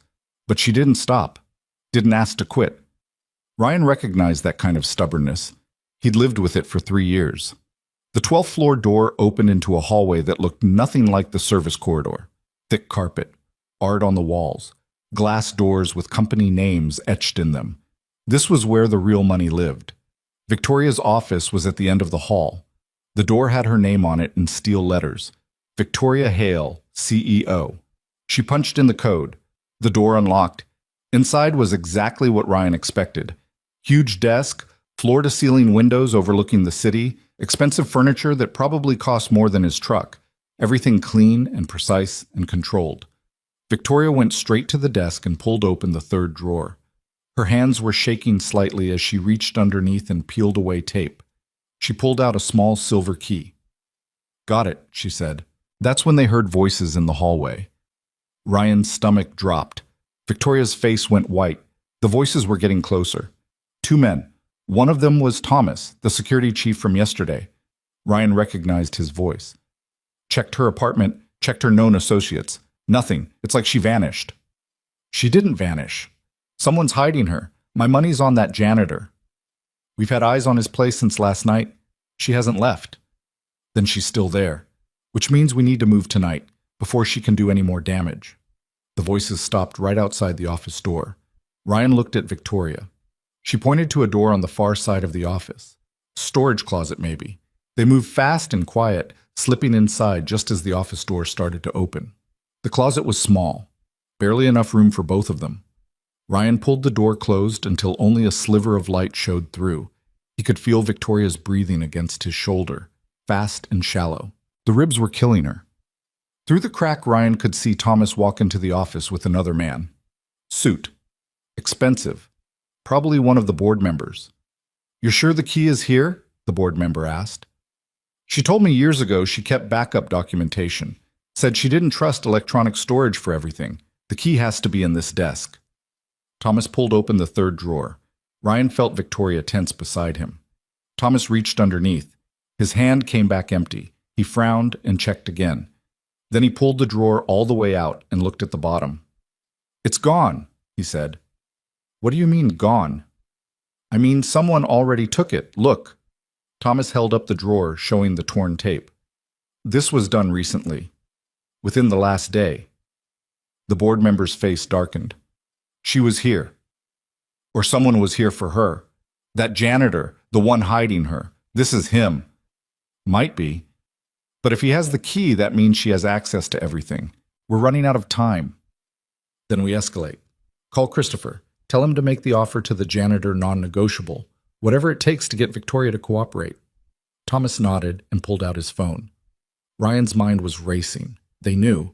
They knew he had the key, or thought he did, which meant Christopher's 6 p.m. deadline just got moved up. And non-negotiable meant Noah was in immediate danger. He needed to get out of here, needed to get back to Noah's school before these people did something irreversible. But they were trapped in a closet, while 2 men who wanted Victoria dead were standing 15 feet away. Victoria's hand found Ryan's in the darkness. She squeezed once. Then she pointed at her watch and held up 5 fingers. 5 minutes. Wait 5 minutes, and they'd leave. Ryan nodded. They waited in silence. Thomas made his phone call, talked to someone about increasing pressure on the janitor, mentioned Noah's school specifically, mentioned how easy it would be to create a CPS situation that would remove Noah from Ryan's custody. Ryan's jaw clenched so hard his teeth ached. Finally, after what felt like hours but was probably only 4 minutes, Thomas and the board member left the office. The door closed. The lock clicked. Ryan and Victoria waited another 30 seconds. Then they slipped out of the closet. "We need to go," Ryan said. "Now." "I heard. They're going after Noah." "They're not going to get the chance." They ran for the service stairs. Well, Ryan ran. Victoria moved as fast as she could, which was barely a jog. Every step down the stairs made her wince. By the 8th floor, she was holding her side and breathing in short gasps. "Leave me," she said. "Go get Noah. I'll catch up." "Not happening." "Ryan, I said not happening." He put his arm around her waist and half carried her down the remaining floors. By the time they hit the loading dock door, Victoria was nearly dead weight against his side. But they made it out. Made it to the truck. Ryan drove faster than he should have through downtown traffic. Every red light felt like a personal attack. Every slow driver was a conspiracy. Victoria pulled out Ryan's phone from his jacket pocket and dialed. "What are you doing?" Ryan asked. "Calling the school, warning them not to release Noah to anyone but you." She put it on speaker. The school secretary answered on the 3rd ring. "Jefferson Elementary. This is Victoria Hale. I'm calling about Noah Mercer, 3rd grade class. There may be people attempting to pick him up from school today claiming to be authorized. Do not release Noah to anyone except his father, Ryan Mercer. This is a safety issue." "I'm sorry. Who is this?" "Victoria Hale. You can verify my identity by calling my office, but right now I need you to flag Noah's file and make sure he's safe." "Ma'am, I can't just take random calls, and Noah's father is on his way there now. He will be there in 10 minutes. Until then, Noah stays inside the building with a teacher present. If anyone else tries to take him, call the police immediately. Do you understand?" There was a pause. "I'll notify the principal." "Thank you." Victoria hung up. She looked at Ryan. "Drive faster." He did. They reached the school at 11:45. Lunch period. Kids were on the playground. Ryan parked illegally at the curb and ran for the entrance. Victoria followed more slowly. The principal met them at the door, middle-aged woman with kind eyes and a no-nonsense expression. "Mr. Mercer, we got a concerning call a few minutes ago. Can you explain what's happening?" "I need to take Noah out of school early. Family emergency." "What kind of emergency?" "The kind where I don't have time to explain. Is he safe? Has anyone else tried to see him?" "No. But we did have someone call 20 minutes ago claiming to be from Child Services. Said they needed to do a welfare check on Noah immediately." Ryan's blood went ice cold. "What did you tell them?" that they'd need to schedule an appointment and provide proper credentials. I've been doing this job for 20 years, Mr. Mercer. I know when something doesn't smell right. She looked at Victoria. And you are? A friend. Someone who's trying to help keep Noah safe. The principal studied them both for a long moment. Then she said, Noah's in the cafeteria. I'll have someone bring him to the office. But Mr. Mercer, if this is a custody situation, it's not. I promise. I just need to get him somewhere safe until I can sort this out. Sort what out? Something I got tangled up in without meaning to. And now it's affecting my son. That's all I can tell you right now. The principal nodded slowly. All right, but I'm making a note of this conversation. If anyone from CPS does show up with legitimate credentials, I'll have to cooperate with them. You understand that? I understand. Thank you. 5 minutes later, Noah appeared with one of the lunch monitors. His face lit up when he saw Ryan. Daddy, are we going somewhere? Yeah, buddy, we're taking a little trip. But I have math class after lunch. Math can wait. Come on. Noah grabbed his backpack from his locker and they walked out to the truck.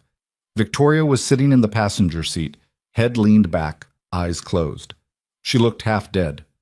Noah climbed into the back seat. Is Victoria okay? She's fine. Just tired. Where are we going? I don't know yet. Somewhere safe. Ryan started the truck and pulled away from the school. In the rearview mirror, he saw a black SUV turn onto the street behind them, the same make and model as the one Thomas had been driving yesterday. Ryan, Victoria said quietly. She'd seen it too. I know. What do we do? Ryan thought about Christopher's deadline, thought about Thomas searching Victoria's office, thought about fake CPS calls to Noah's school. We go to war, Ryan said. Ryan made 3 turns in rapid succession, cutting through side streets Noah's bus never took. The black SUV stayed with them, hanging back just far enough to avoid being obvious.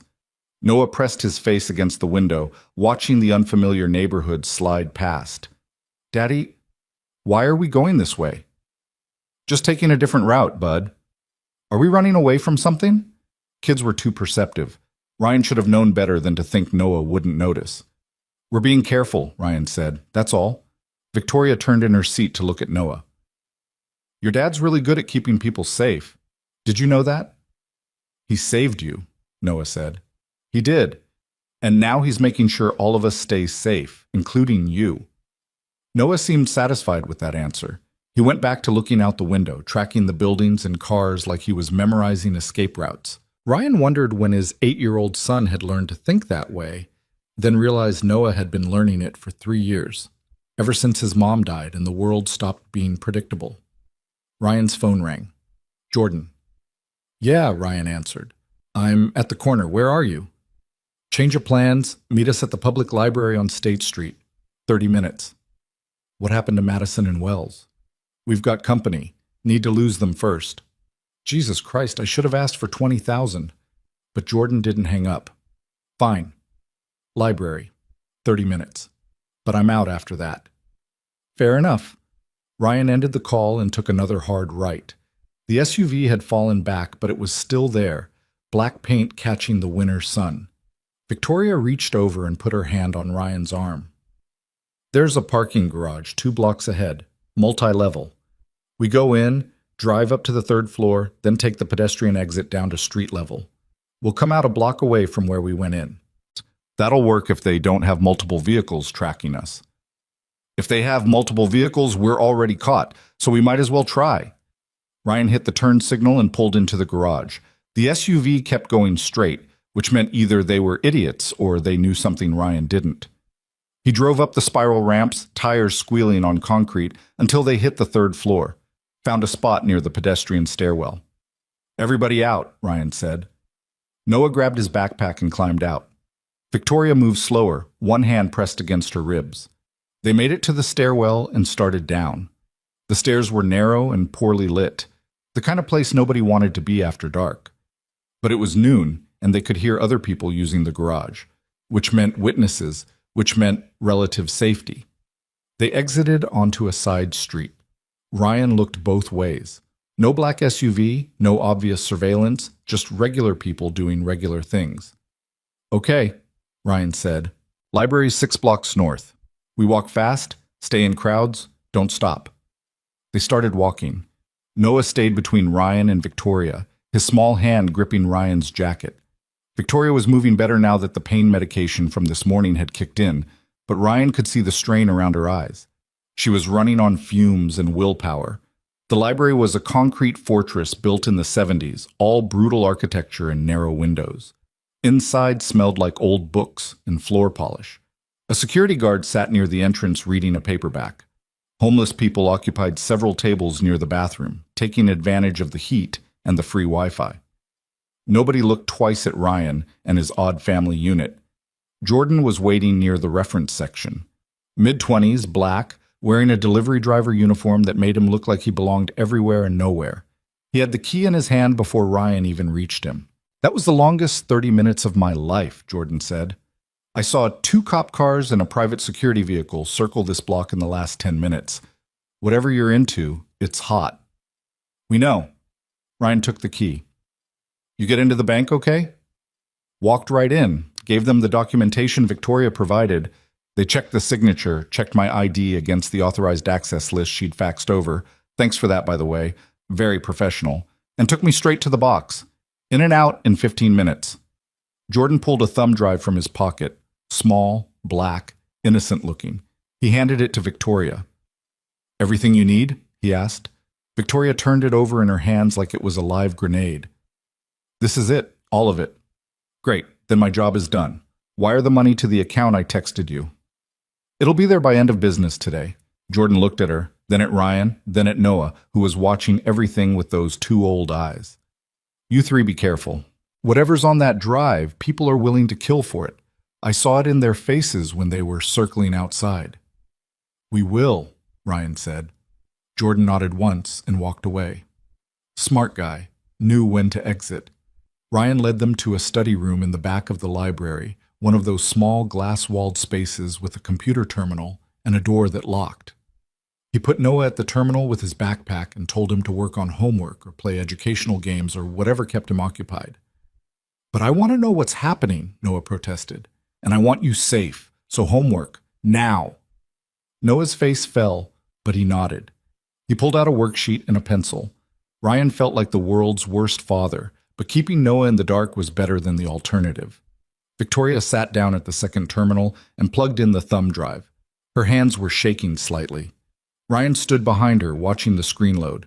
The drive contained folders, hundreds of them, financial records, email chains, voice recordings, video files.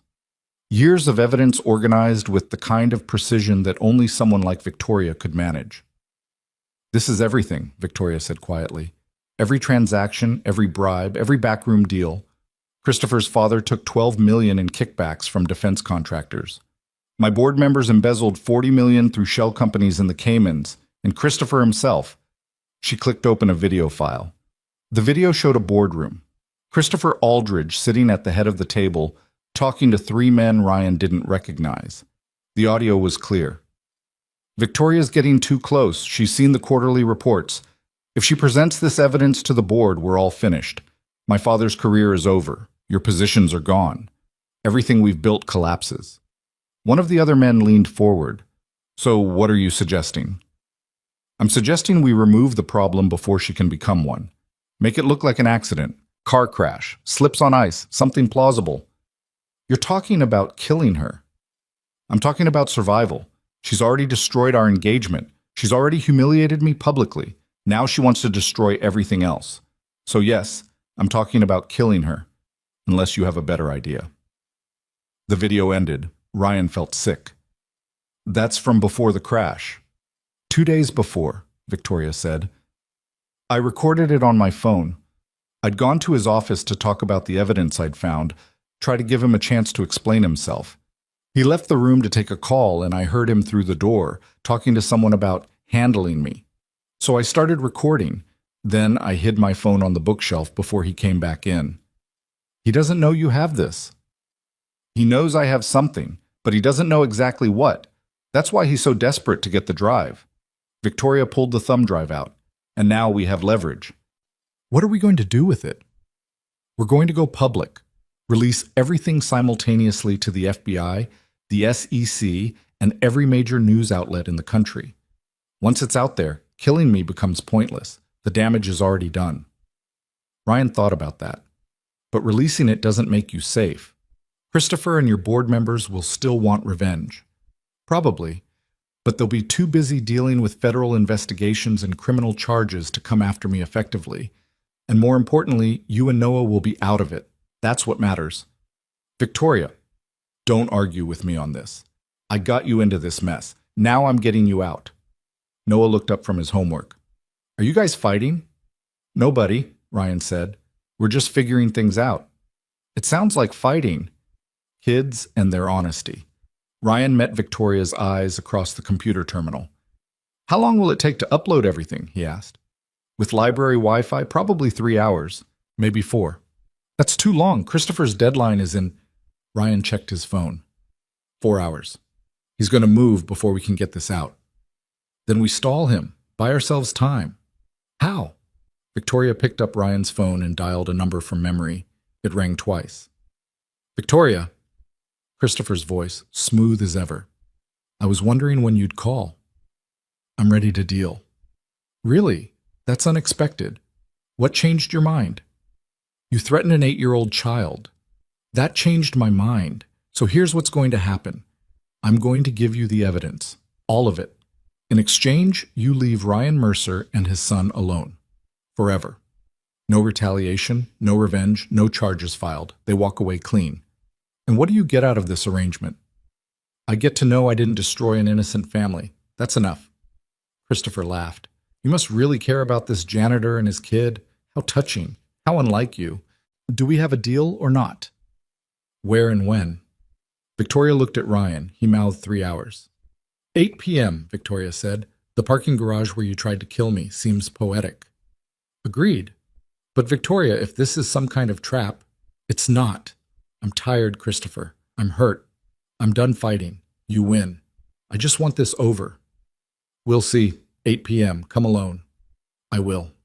Christopher hung up. Victoria set down the phone and looked at Ryan.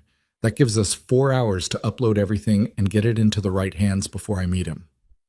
You're not actually meeting him. Of course I am. That's insane.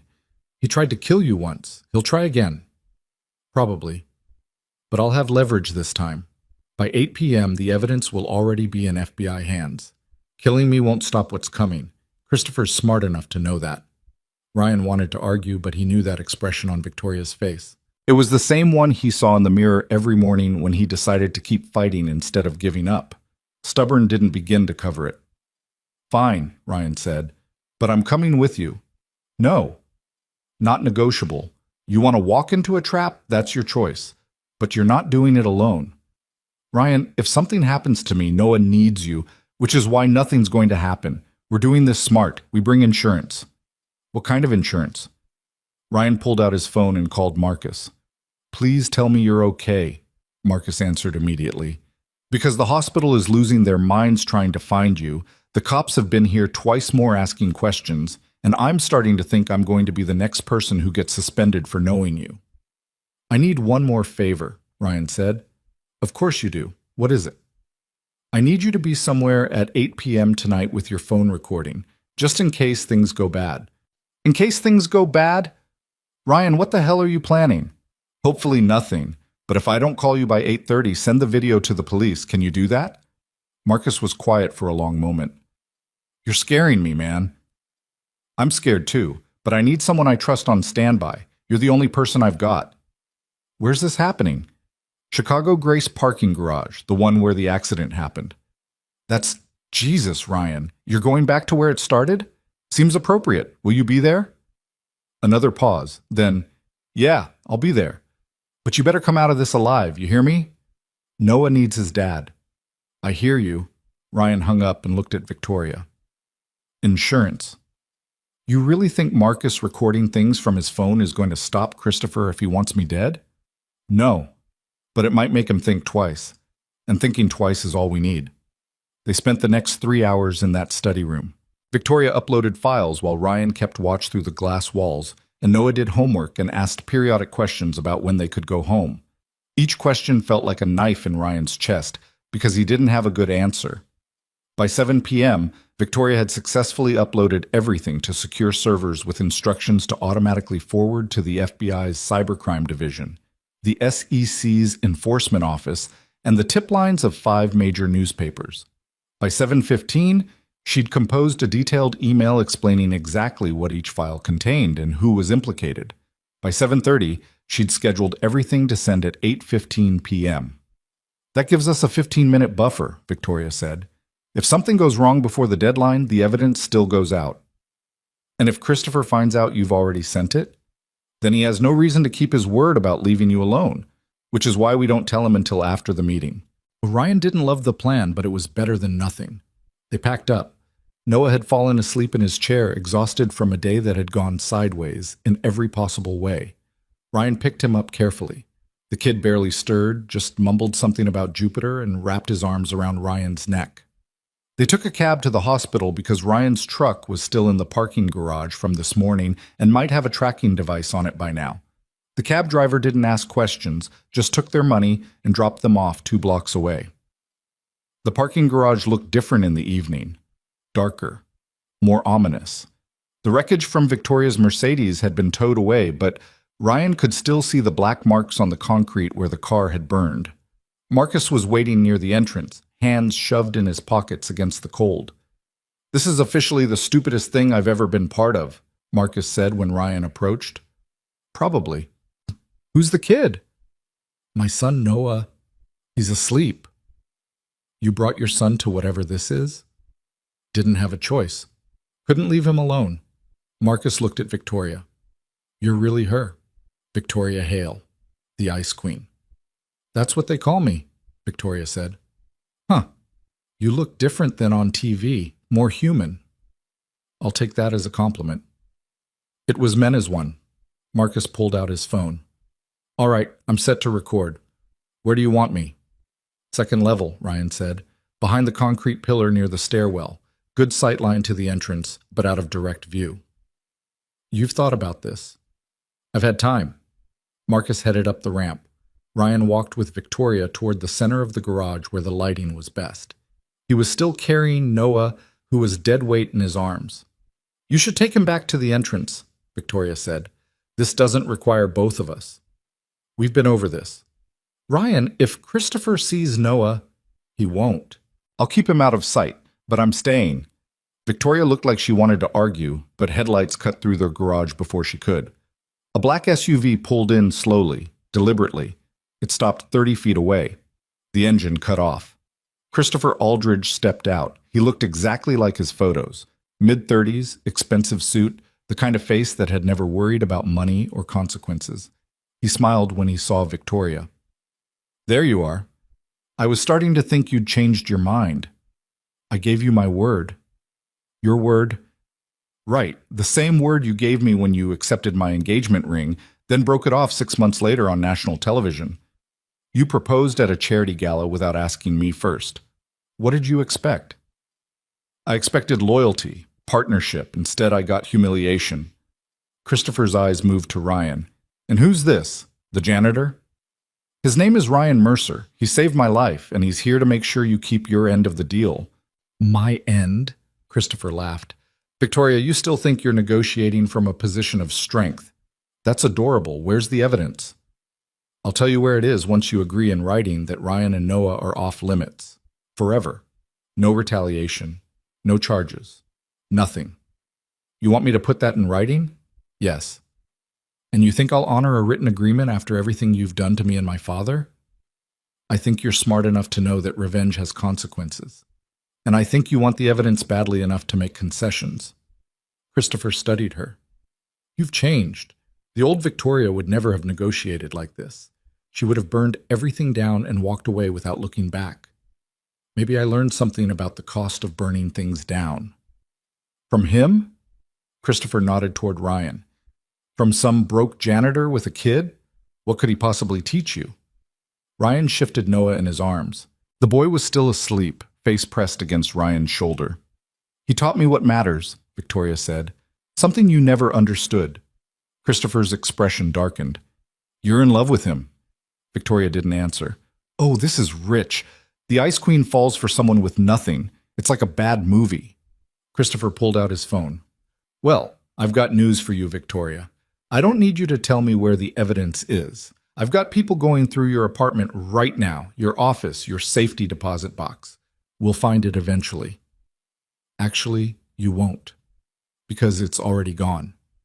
Christopher's smile faltered. What? The evidence. I sent it to the FBI 20 minutes ago, also to the SEC, the Chicago Tribune, the Washington Post, and CNN. By tomorrow morning, everyone in the country will know exactly what you and my board members did. The fraud, the embezzlement, the attempted murder. The color drained from Christopher's face. You're lying. I'm not. Check your email. I CC'd you on everything. Christopher fumbled with his phone. Ryan watched his expression change from confidence to disbelief to rage. It would have been satisfying if it wasn't also terrifying. You've destroyed everything, Christopher said quietly. I destroyed the corruption. That's different. My father's career was built on kickbacks and bribery. He destroyed it himself. You'll pay for this. Christopher took a step forward. Ryan moved between him and Victoria. That's far enough. You think you can stop me? You're nobody. A janitor. You don't matter. Maybe not. But I matter to Noah. And I matter to Victoria. And that's more than you've ever mattered to anyone. Christopher's face twisted into something ugly. He reached into his jacket. Everything happened fast. Ryan saw the gun, saw Christopher's hand moving, saw Marcus running from his position behind the pillar, phone raised, shouting something Ryan couldn't hear. Ryan threw himself sideways, still holding Noah, putting his body between the gun and his son. He felt Victoria grab his arm, trying to pull him back. Heard Christopher shouting about how they'd all ruined everything, how they deserved this. The gunshot was louder than Ryan expected, echoed through their garage like thunder. But the bullet didn't hit Ryan, didn't hit Noah or Victoria. It hit the concrete pillar behind them, sending chips of stone flying. Because Marcus had tackled Christopher from the side, knocking his arm up at the last second. The two men went down hard. The gun skidded across the pavement. Marcus pinned Christopher to the ground while Christopher screamed about lawsuits and assault and how Marcus would regret this. Ryan stood there breathing hard, clutching Noah, who had woken up and was crying into Ryan's shoulder, asking what was happening, asking if they were okay. We're okay, Ryan said. His voice didn't sound like his own. We're okay, buddy. I've got you. Victoria was on the phone already, calling 911, her voice sharp and controlled even though her hands were shaking. Shots fired at Chicago Grace Hospital parking garage. One man armed and restrained. We need police immediately. Marcus kept Christopher pinned. Ryan, get the gun, before he tries something else. Ryan carefully set Noah down. Stay right here. Don't move. He walked over and picked up the gun. It was heavier than he expected. He'd never held one before. Never wanted to. He checked that the safety was on and tucked it into his waistband. Christopher was still screaming. You can't do this. Do you know who my father is? Do you know what he'll do to all of you? Your father's going to be too busy with his own indictment to worry about us, Victoria said coldly. The evidence goes public in 10 minutes, and now you've just committed attempted murder in front of multiple witnesses. You're done, Christopher. Completely done. Sirens wailed in the distance, getting closer. Ryan went back to Noah and picked him up again. The boy was still crying, terrified and confused. Daddy, I don't understand what's happening.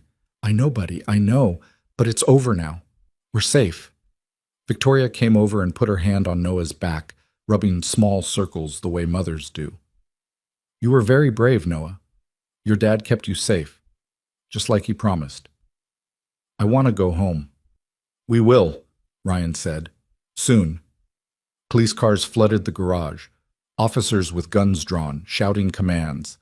Ryan set Noah down carefully and put his hands up, showing he wasn't a threat.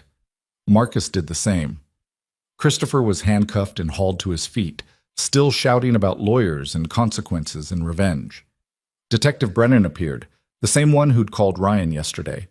She looked at the scene, Marcus, Victoria, Ryan holding Noah, Christopher in handcuffs, and her expression shifted from confusion to understanding. Mr. Mercer, she said, Would you mind explaining what just happened here? That man tried to kill us, Ryan said. Marcus stopped him. That's the short version. And the long version? Victoria stepped forward. The long version involves corporate fraud, embezzlement, and conspiracy to commit murder. I have evidence of all of it that's currently being reviewed by federal investigators. But the immediate concern is that Christopher Aldridge just attempted to murder 3 people, including a child. Everything was recorded. She pointed to Marcus. He has video of the entire incident. Detective Brennan looked at Marcus. Is that true? Every second, Marcus said. From the moment they arrived until Chris pulled the gun. It's all on my phone. Brennan nodded slowly. All right. I'm going to need statements from all of you, and that phone. But first, she looked at Noah, who was clinging to Ryan's leg. Let's get this kid somewhere warm and safe. He's been through enough. An officer brought blankets. Another one offered hot chocolate from somewhere. Noah drank it while sitting in the back of a patrol car with Ryan, wrapped in a blanket that smelled like diesel and old coffee. Daddy? Noah said quietly. Is Victoria going to be okay? Ryan looked through the windshield. Victoria was giving her statement to Detective Brennan, her posture straight despite the broken ribs, her voice steady despite everything. She looked exactly like what she was, someone who had survived something impossible and refused to break. Yeah, Ryan said. She's going to be okay. Are we going to be okay? Ryan pulled Noah closer. We're going to be better than okay. I promise. It took 4 more hours to give statements, review Marcus's video, and process the scene. By midnight, Christopher Aldridge was officially charged with attempted murder and being transported to county lockup. By 12:30, the evidence Victoria had compiled was confirmed received by the FBI and actively being investigated. By 1 a.m., the first news articles were going live online with headlines like Tech CEO exposes massive fraud and Billionaire's ex-fiancée arrested for attempted murder. By 1:30, Ryan was sitting in the hospital cafeteria with Noah asleep across 2 chairs and Victoria across from him looking more exhausted than anyone Ryan had ever seen. It's over, she said. Is it? The evidence is out. Christopher's arrested. The FBI is moving on the board members and his father. By morning, my company will be in chaos and I'll be front-page news again. But yeah, it's over. Ryan drank terrible cafeteria coffee and tried to process everything. What happens now? Now I go back to work, clean up the mess, rebuild the board, try to salvage what's left of my company. Victoria looked at Noah. And you go back to your life, get your job back, take care of your son, forget any of this happened. I don't think I can forget it. You should try. This world I live in, it's not safe, it's not kind, and you and Noah deserve better than being collateral damage in my wars. Ryan met her eyes across the table. What if we don't want to forget? Victoria looked away. Ryan, I'm not saying I have this figured out. I don't. But Noah asked me tonight if you were going to be okay. Not once. 5 times. That kid has barely let anyone into his life since his mom died. And he let you in. That means something. It means he's a sweet child who deserves stability, not a woman who brings armed men and federal investigations into his life. Maybe. Or maybe he deserves someone who showed him what it looks like when people fight for each other instead of running away. Victoria's eyes were shining. I don't know how to do this. The normal life thing, the family thing. I've spent 15 years building walls, and now you're asking me to tear them down. I'm not asking you to do anything. I'm just saying the door's open if you want to walk through it. Victoria wiped her eyes with the back of her hand. It was the most human gesture Ryan had seen from her. I should let you go. It's the right thing to do. Probably, but since when do either of us do the right thing? Despite everything, Victoria smiled. Fair point. Noah stirred in his sleep, mumbling something about dinosaurs and Spider-Man. Ryan reached over and adjusted the jacket he draped over his son like a blanket. He really does like you, Ryan said. I really like him too. Both of you. Victoria stood up slowly, wincing as her ribs caught. But I need time to think, to figure out what my life looks like after all of this. And you need time to get your life back together without me complicating it. How much time? I don't know, weeks, maybe months. Ryan stood too. Okay, take your time. We'll be here. You don't know that. Yeah, I do. Because for the first time in 3 years, I met someone who makes me think there might be something worth hoping for besides just surviving. So take your time. Figure things out. But don't disappear completely. Noah would never forgive me. And honestly, I wouldn't forgive myself. Victoria looked at him for a long moment. Then she stepped forward and kissed him, quick, soft. A promise and a goodbye at the same time. Thank you, she said, for everything. Then she walked away, back straight despite the pain, heading toward whatever came next. Ryan watched her go, watched the Ice Queen of Silicon Valley disappear into the hospital hallway. Then he picked up Noah and carried his son home through streets that were just starting to see morning. They'd survived. Against impossible odds and powerful enemies, they'd survived. And for tonight, that was enough. 3 weeks passed before Ryan heard from Victoria again. 3 weeks of explaining to Noah why the woman who'd stayed on their couch wasn't coming back. 3 weeks of fielding calls from reporters who wanted the janitor's perspective on the Ice Queen scandal. 3 weeks of watching Victoria's face on every news channel while federal investigators dismantled her former board piece by piece. Christopher Aldridge's trial was set for summer. His father had resigned from the Senate in disgrace. 4 board members were already indicted. And Victoria Hale had become the most famous whistleblower in corporate America. Ryan went back to work at the hospital after his suspension was lifted with an apology and back pay that almost made up for the 3 weeks of terror. Almost. Marcus got promoted to day shift supervisor and made sure Ryan never had to work a double again unless he wanted to. Small victories, they added up. But Noah asked about Victoria every single day. Where is she? When is she coming back? Does she remember us? And Ryan never had good answers. Just variations of, I don't know, and maybe someday, and she's busy fixing her company. Then on a Tuesday in early March, Ryan's phone rang while he was replacing ceiling tiles in the cardiac wing. Unknown number. He almost didn't answer. Ryan, Victoria's voice, tired but steady. I'm sorry it took me so long to call. Ryan sat down on his tool bucket. You sound exhausted. I am. The board restructuring took longer than expected, and the media won't leave me alone. Every interview is the same questions.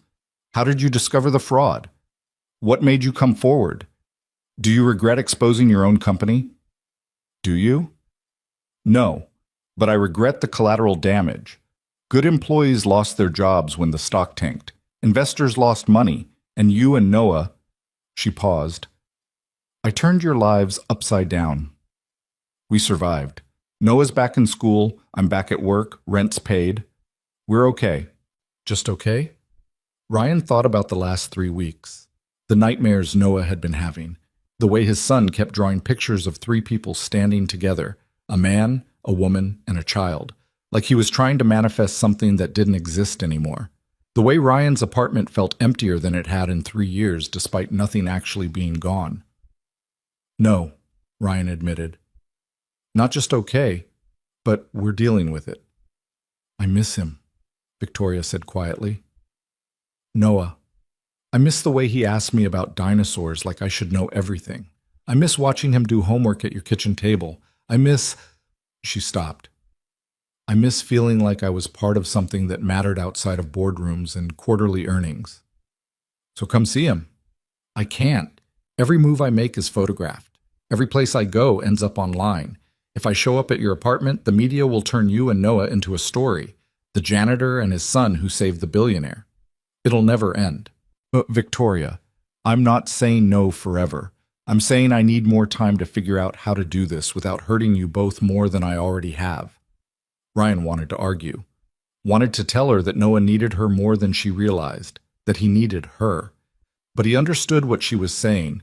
Fame and privacy didn't coexist, and dragging Noah into a media circus would destroy the quiet life Ryan had fought 3 years to maintain. Okay, Ryan said. Take the time you need. But Victoria, don't take so long that Noah forgets you, because right now you're still real to him. Give it too much time and you'll just become another person who left. The line went quiet. Then Victoria said, I'll call him, tonight, if that's okay. He'd like that. Ryan, thank you for understanding, for not hating me. I could never hate you. You should. I made your life infinitely more complicated. You also made it matter more. There's a difference. Victoria hung up without saying goodbye. Ryan sat there on his tool bucket for another 5 minutes, staring at his phone, before Marcus found him and asked if he was planning to finish those ceiling tiles or just meditate under them all day. That night, Victoria called at 7:30 p.m. Noah answered on speakerphone because Ryan was doing dishes and Noah couldn't work the call controls yet. Victoria! Noah's whole face lit up. Daddy, it's Victoria! Ryan dried his hands and came to sit next to his son at the table. Hi, Noah, Victoria said. Her voice was different over the phone, softer. How are you? I'm good. I got an A on my solar system project. Ms. Rodriguez said my Jupiter was the best in the class. That's wonderful. I knew it would be. Are you okay? Daddy said you were really busy fixing things. I am busy, but I'm okay, just tired. When are you coming back? Ryan saw Victoria's answer coming before she said it. I don't know, Noah. Things are complicated right now, but I wanted to call and tell you that I think about you every day. And I miss you. I miss you too. I drew you a picture. It's a pteranodon because you said that's what you'd be if you were a dinosaur. Through the phone, Ryan heard something that might have been Victoria crying or might have been static. I would love to see that picture. Daddy, can we send it to her? Yeah, bud. We can send it. They talked for 20 more minutes. Noah told Victoria about school and his friends and the book he was reading about knights. Victoria told Noah about the company and how she was trying to make it better so people wouldn't get hurt anymore. She didn't mention the indictments or the trial or Christopher's face on the news every night promising revenge. When they finally hung up, Noah looked at Ryan with those two perceptive eyes. She's not coming back, is she? Ryan didn't want to lie. I don't know. She wants to, but it's complicated. Why? Because she's famous now, and famous people have a hard time doing normal things. Every time she goes somewhere, people take pictures and ask questions. She doesn't want that to happen to us. But I don't care about pictures. I know, but she cares about keeping you safe. That's what people do when they love someone. They try to protect them, even if it hurts. Noah thought about that. Do you think she loves us? Ryan remembered the kiss in the hospital cafeteria, the way Victoria had looked at Noah like he was something precious and breakable. The way she'd put herself between danger and Ryan's son without hesitation. Yeah, Ryan said. I think she does. Then we should protect her too, because that's what people do when they love someone. Out of the mouths of 8-year-olds came the kind of wisdom that made grown men feel stupid. Ryan pulled Noah into a hug and held on tight. 2 months became 3. Victoria called every Tuesday night at 7:30. Sometimes she and Noah would talk for 10 minutes, sometimes for an hour. Ryan would sit nearby, listening to his son tell stories about school and Victoria, responding with genuine interest that never felt forced. She remembered details from previous calls, remembered which friend Noah had been fighting with and whether they'd made up. Remembered the name of Noah's teacher and his favorite lunch. And slowly, something shifted in the calls. Victoria stopped talking about the company as a burden and started talking about what she was building. Programs to help single parents afford childcare, initiatives to provide housing assistance for working families, employee benefits that actually acknowledged people had lives outside of work. I'm restructuring everything, she told Ryan one night after Noah had gone to bed, and Ryan had taken the phone into the bedroom for privacy. Using what I learned from you. From me? I don't run a company. No, but you understand what it means to work yourself to death and still not have enough. You understand what it's like when one bad day can cost you everything. Most executives have no idea what that feels like, so I'm making sure my company does better. That's good. That matters. I know, but Ryan, I'm drowning in work. 18-hour days, 7 days a week. I barely have time to sleep, much less... She trailed off. Much less what? Much less have a life. Much less be the person Noah drew in that picture he sent me. The one where we're all standing together. Ryan looked at that picture now. It was taped to his bedroom wall. 3 stick figures holding hands, one tall with dark hair labeled Victoria, one medium-sized labeled Daddy, one small labeled Me. Above them, Noah had written family in crayon letters that went upward at an angle. He still asks when you're coming to visit, Ryan said. I know, and I still don't have a good answer. Victoria, it's been 3 months. The media circus has died down. Christopher's trial isn't until summer. You've rebuilt your board and stabilized the company. What are you waiting for? I don't know. Maybe I'm scared. Of what? Of not being enough. Of walking back into your life and realizing I don't fit. Of watching Noah look at me like I'm a stranger because I waited too long. Her voice cracked. Of being so out of practice at caring about people that I mess it up and hurt both of you worse than if I'd just stayed away. Ryan closed his eyes. You think you're the only one who's scared? I'm terrified. I'm a broke hospital janitor raising a kid alone in a neighborhood where gunshots are normal and the heat doesn't always work. What do I have to offer someone like you? What kind of future is that? Ryan, but Noah doesn't care about any of that. He cares that you remember his teacher's name. He cares that you called every Tuesday for 3 months without missing once. He cares that you're the first person besides me who made him feel like he mattered. So yeah, you might mess this up. I might mess this up. We'll probably both mess this up in ways neither of us can predict. But messing up together is better than being perfect and alone. Victoria didn't respond for a long time. Then she said, I'm coming to Chicago this weekend. There's a charity gala Saturday night for single-parent housing initiatives. I'm the keynote speaker. After that, I'm free. If you and Noah wanted to meet me somewhere private where the media won't find us. Where? There's a park on the north side, Lincoln Park, near the zoo, Sunday morning, 10 a.m. Does that work? Ryan thought about his work schedule. Thought about whether he could afford cab fare if the truck didn't start. Thought about all the reasons this was a terrible idea, and one reason it wasn't. We'll be there, Ryan said. Saturday passed in painful slowness. Noah was so excited he couldn't sleep Friday night, kept asking if it was time yet, if they could leave early, if Victoria would really be there. Ryan had no guarantees to give him except, we'll find out together. Sunday morning arrived cold and clear. March in Chicago was unpredictable, but today the sun was shining and the snow had mostly melted. Ryan dressed Noah in his best clothes, which weren't much, and tried to comb down the cowlick at the back of his son's head that never stayed flat. Do I look okay? Noah asked, suddenly anxious. You look great, bud. What if she doesn't recognize me? She'll recognize you. Trust me. They took the bus because Ryan's truck had made an ominous grinding sound yesterday, and he didn't want to risk it breaking down. Noah pressed his face against the window the whole ride, watching the city slide past, counting down stops until they reached Lincoln Park. The park was mostly empty this early, a few joggers, some people walking dogs, a woman pushing a stroller. But near the zoo entrance, standing alone by a bench, was Victoria Hale. She looked different than she had in the hospital 3 months ago. Healthier.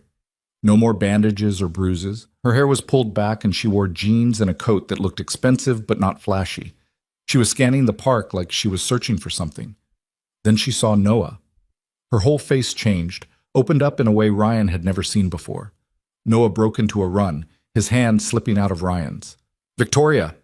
She dropped to her knees just in time to catch him, wrapping her arms around the 8-year-old who crashed into her with enough force to knock most people over. But Victoria held on tight, her face buried in Noah's hair, and Ryan could see her shoulders shaking. By the time Ryan reached them, Victoria was crying openly. Not the controlled tears from that first night in his apartment. Real, messy crying that made her look more human than any magazine cover ever could.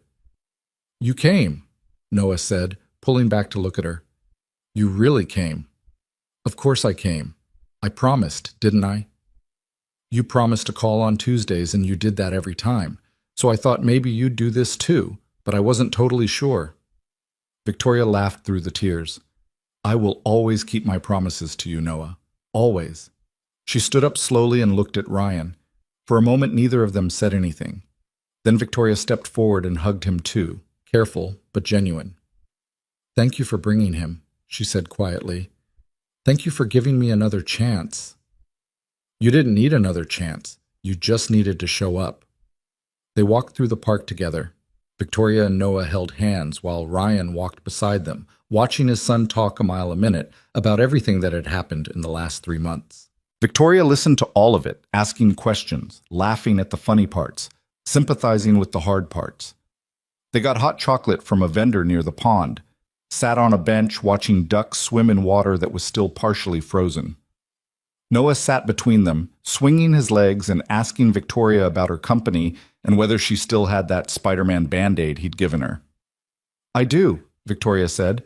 "It's in a frame in my office, right next to the picture you drew of the three of us." "Really?" "Really. It reminds me what I'm working for. Why all of this matters." Noah thought about that. Then he said, "Daddy says you're helping other families like us. Families where the parents work really hard but don't have enough money." "That's right. That's good. Because a lot of kids at my school have parents like that. And some of them don't have snacks because their parents can't afford them. Daddy always shares his lunch with me so I can share with Marcus, who doesn't have anything." Victoria looked at Ryan. "You give Noah your lunch?" "It's not a big deal." "It is a big deal. It's—" She stopped, took a breath. "That's exactly why I'm doing what I'm doing. So parents like you don't have to choose between eating and making sure your kid has enough. So kids like Noah don't have to share their lunch because someone else's parent is just as broke as you are." "It's working," Ryan said. "I read about your programs, the housing initiative, the child care subsidies. That's going to change lives." "I hope so, but Ryan, I need you to understand something. I'm not doing this because I'm a good person. I'm doing it because you showed me what it costs when people like me don't pay attention. When we make decisions from boardrooms without understanding what happens on the ground. You and Noah taught me that, and I'm trying to make sure I never forget it." Noah tugged on Victoria's sleeve. "Can you come to my birthday party? It's in May. I'm going to be 9.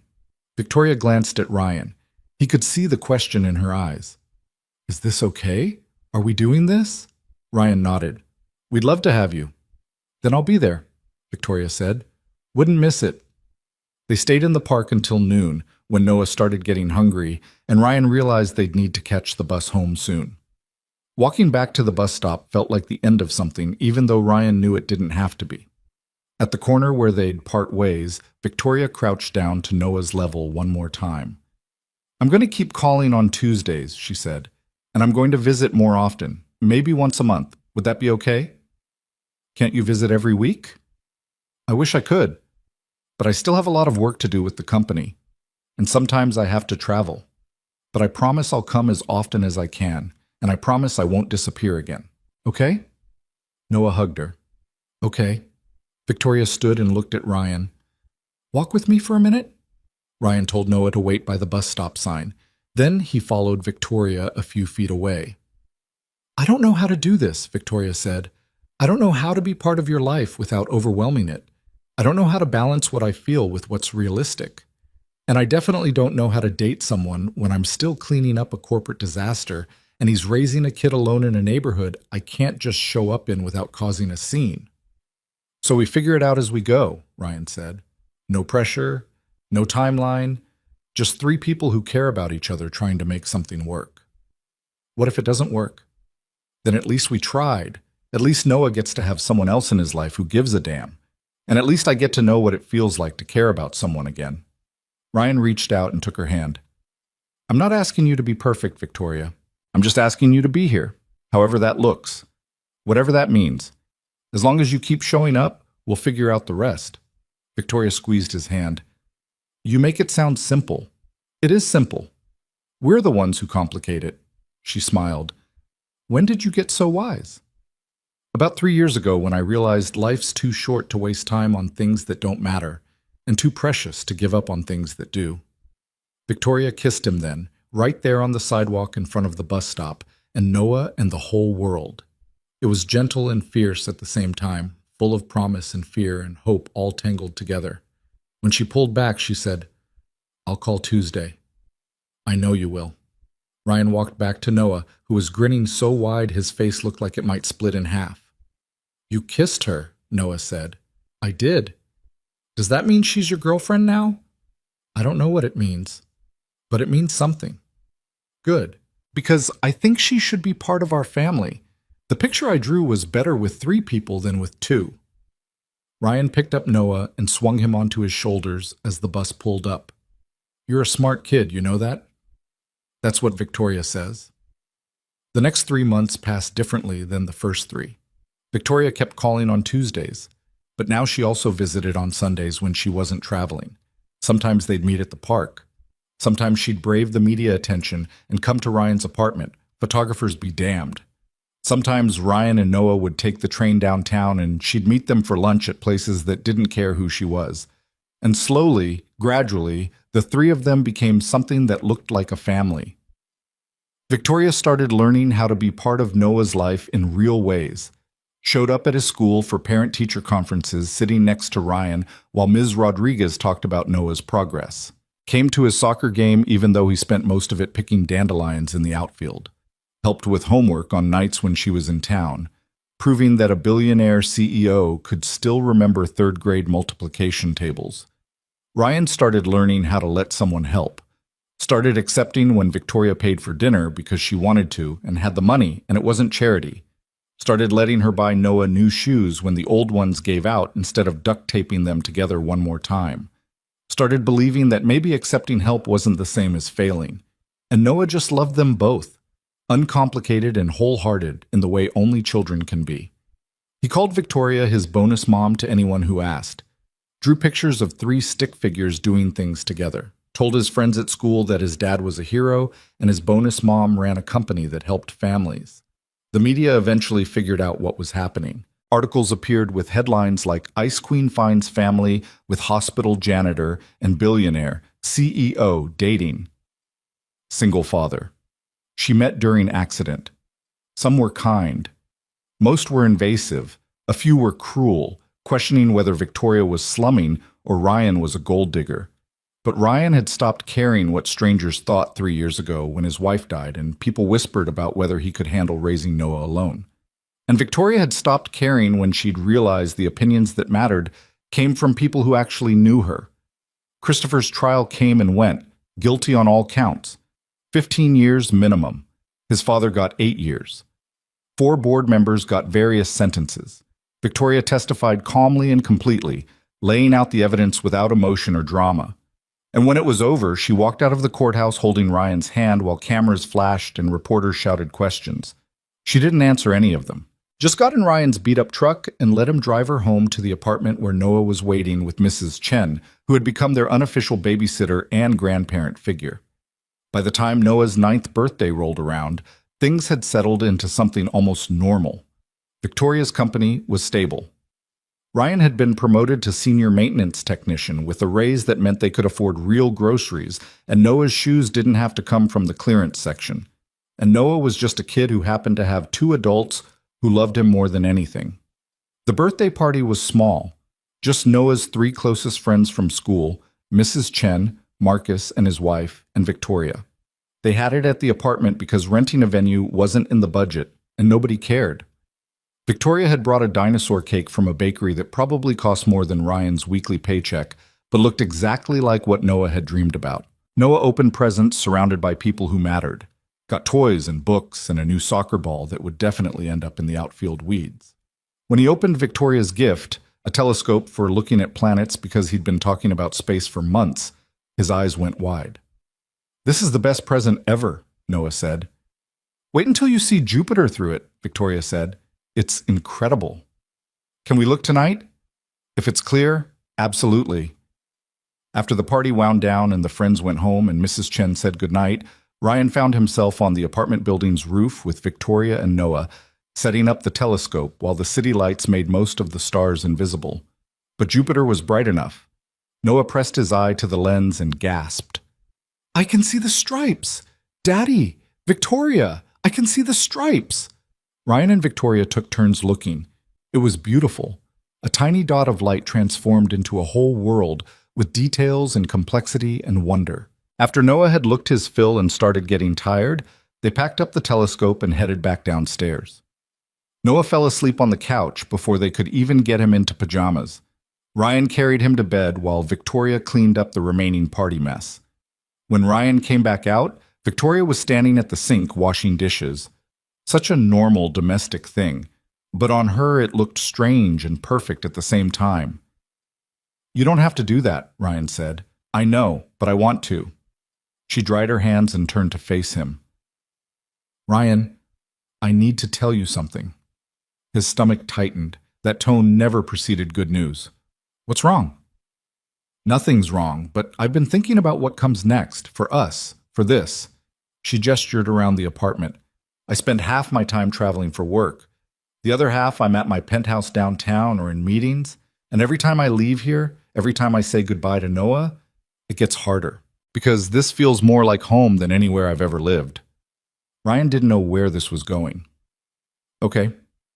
So I've been looking at houses, real houses, in neighborhoods where Noah could go to better schools and you wouldn't have to worry about gunshots at night. Places with yards and good heating and windows that don't leak when it rains. Victoria, let me finish. I know what you're going to say, that you can't afford it, that you don't want charity, that this is moving too fast, and I hear all of that. But Ryan, I'm not asking you to let me buy you a house. I'm asking if maybe we could buy a house. Together. Something that's ours. Where Noah can have his own room and a place to put that telescope. Where I can have a real space when I'm not traveling instead of just crashing on your couch. Where we can be a family without thin walls and nosy neighbors and worrying about whether CPS is going to show up because someone reported the living conditions. Well, Ryan sat down on the couch. That's a big step. I know. We've only been doing this for 7 months. I know that too, but Ryan, I'm 40 years old. I don't have time to waste on things that don't matter. And this matters. You matter. Noah matters. Building something real matters. Victoria sat down next to him. I'm not asking you to marry me. Not yet anyway. I'm just asking if you're willing to take the next step. To trust that we're building something worth investing in. Ryan thought about the life he'd been living. The apartment with the broken heater and the thin walls.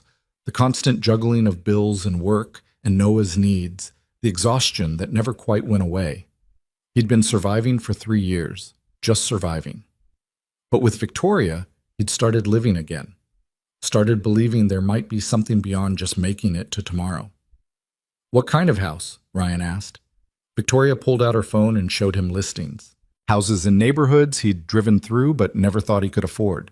3 bedrooms, yards, good schools, normal things that felt impossible for someone like him.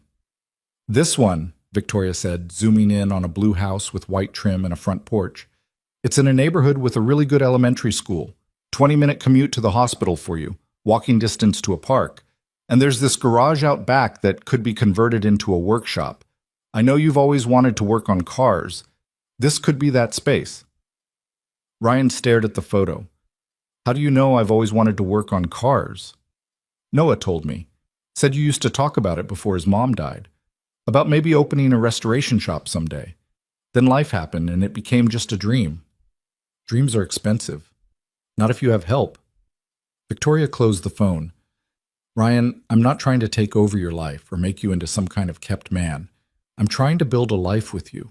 One where we both contribute what we can. You contribute your time and your heart and your ability to make a broken radiator work with duct tape and prayer. I contribute my money and my connections and my ability to make things happen when they need to happen. Together we build something neither of us could build alone. Ryan looked at her, really looked at her. She wasn't the ice queen anymore. She was just Victoria, a woman who'd been lonely for so long she'd forgotten what family felt like until she crashed into his life, literally. Noah would love a yard, Ryan said quietly. He would. And a better school district would give him opportunities I can't. It would. And having you there permanently, not just visiting, would mean the world to him. What about you? Victoria asked. What would it mean to you? Ryan took her hand. It would mean I finally stopped just surviving. It would mean I finally believed I deserved something good. And it would mean taking a chance on something that scares me, because the alternative, letting you walk away, scares me more. Victoria smiled and there were tears in her eyes again. Is that a yes? That's a yes. She kissed him then, soft and slow, full of promise. And for the first time in 3 years, Ryan felt like the future might hold something besides just making it through. They moved into the blue house 3 months later. It took that long to close on the property and pack up Ryan's apartment and coordinate Victoria's schedule. Noah was beside himself with excitement. Drew pictures of their new house with labels for every room, planned where his telescope would go and where they could plant dinosaur-shaped bushes in the yard. The actual moving day was chaos. Mrs. Chen came to help and cried when she saw the house, telling Ryan he'd done good, that his wife would be proud. Marcus showed up with his truck and 3 guys from the hospital who helped move furniture and didn't ask questions about why a janitor was moving into a house with a billionaire. And Victoria directed everything with the same precision she used in boardrooms, making sure boxes went to the right rooms and furniture fit properly, and Noah's room was set up first so he'd feel settled. By evening, they were exhausted and surrounded by boxes, but the house was theirs. Noah fell asleep in his new bed, clutching a stuffed ankylosaurus Victoria had bought him. Ryan and Victoria sat on the back porch, looking at the yard that would need mowing and the garage that would need cleaning and the life they were building. "This is insane," Ryan said. "6 months ago, I was sleeping in a hospital break room. Now I'm sitting on a porch of a house I co-own with a billionaire. 7 months ago, I thought family was weakness and love was a liability," Victoria said. "Now I'm sitting on a porch with a man and his son who taught me everything I thought I knew was wrong. We're both terrible at this. Probably, but we're terrible at it together. That has to count for something." Ryan pulled her closer. "It counts for everything." The first year in the house was an education. Ryan learned that Victoria was a terrible cook, but excellent at ordering takeout. Victoria learned that Ryan could fix literally anything with enough time and the right tools. They learned how to parent together, figuring out discipline and homework and bedtime routines as a team instead of individually. They learned how to fight and make up and compromise and give each other space when needed. Noah thrived. His new school challenged him in ways his old one couldn't. He made friends whose parents didn't have to choose between rent and food. He joined the robotics club and the soccer team and started talking about being an engineer when he grew up. And Ryan slowly stopped feeling like an imposter in his own life. Started believing he deserved this. Started using the garage workshop Victoria had set up for him, buying old cars at auction and restoring them in his spare time. Started thinking maybe that dream of owning a restoration shop wasn't so impossible after all. Victoria kept running her company, but differently now. She worked from home 2 days a week, made sure she was there for Noah's soccer games and school events, brought Ryan to company functions not as arm candy but as her partner, someone whose opinion on employee benefits and working conditions she actually valued.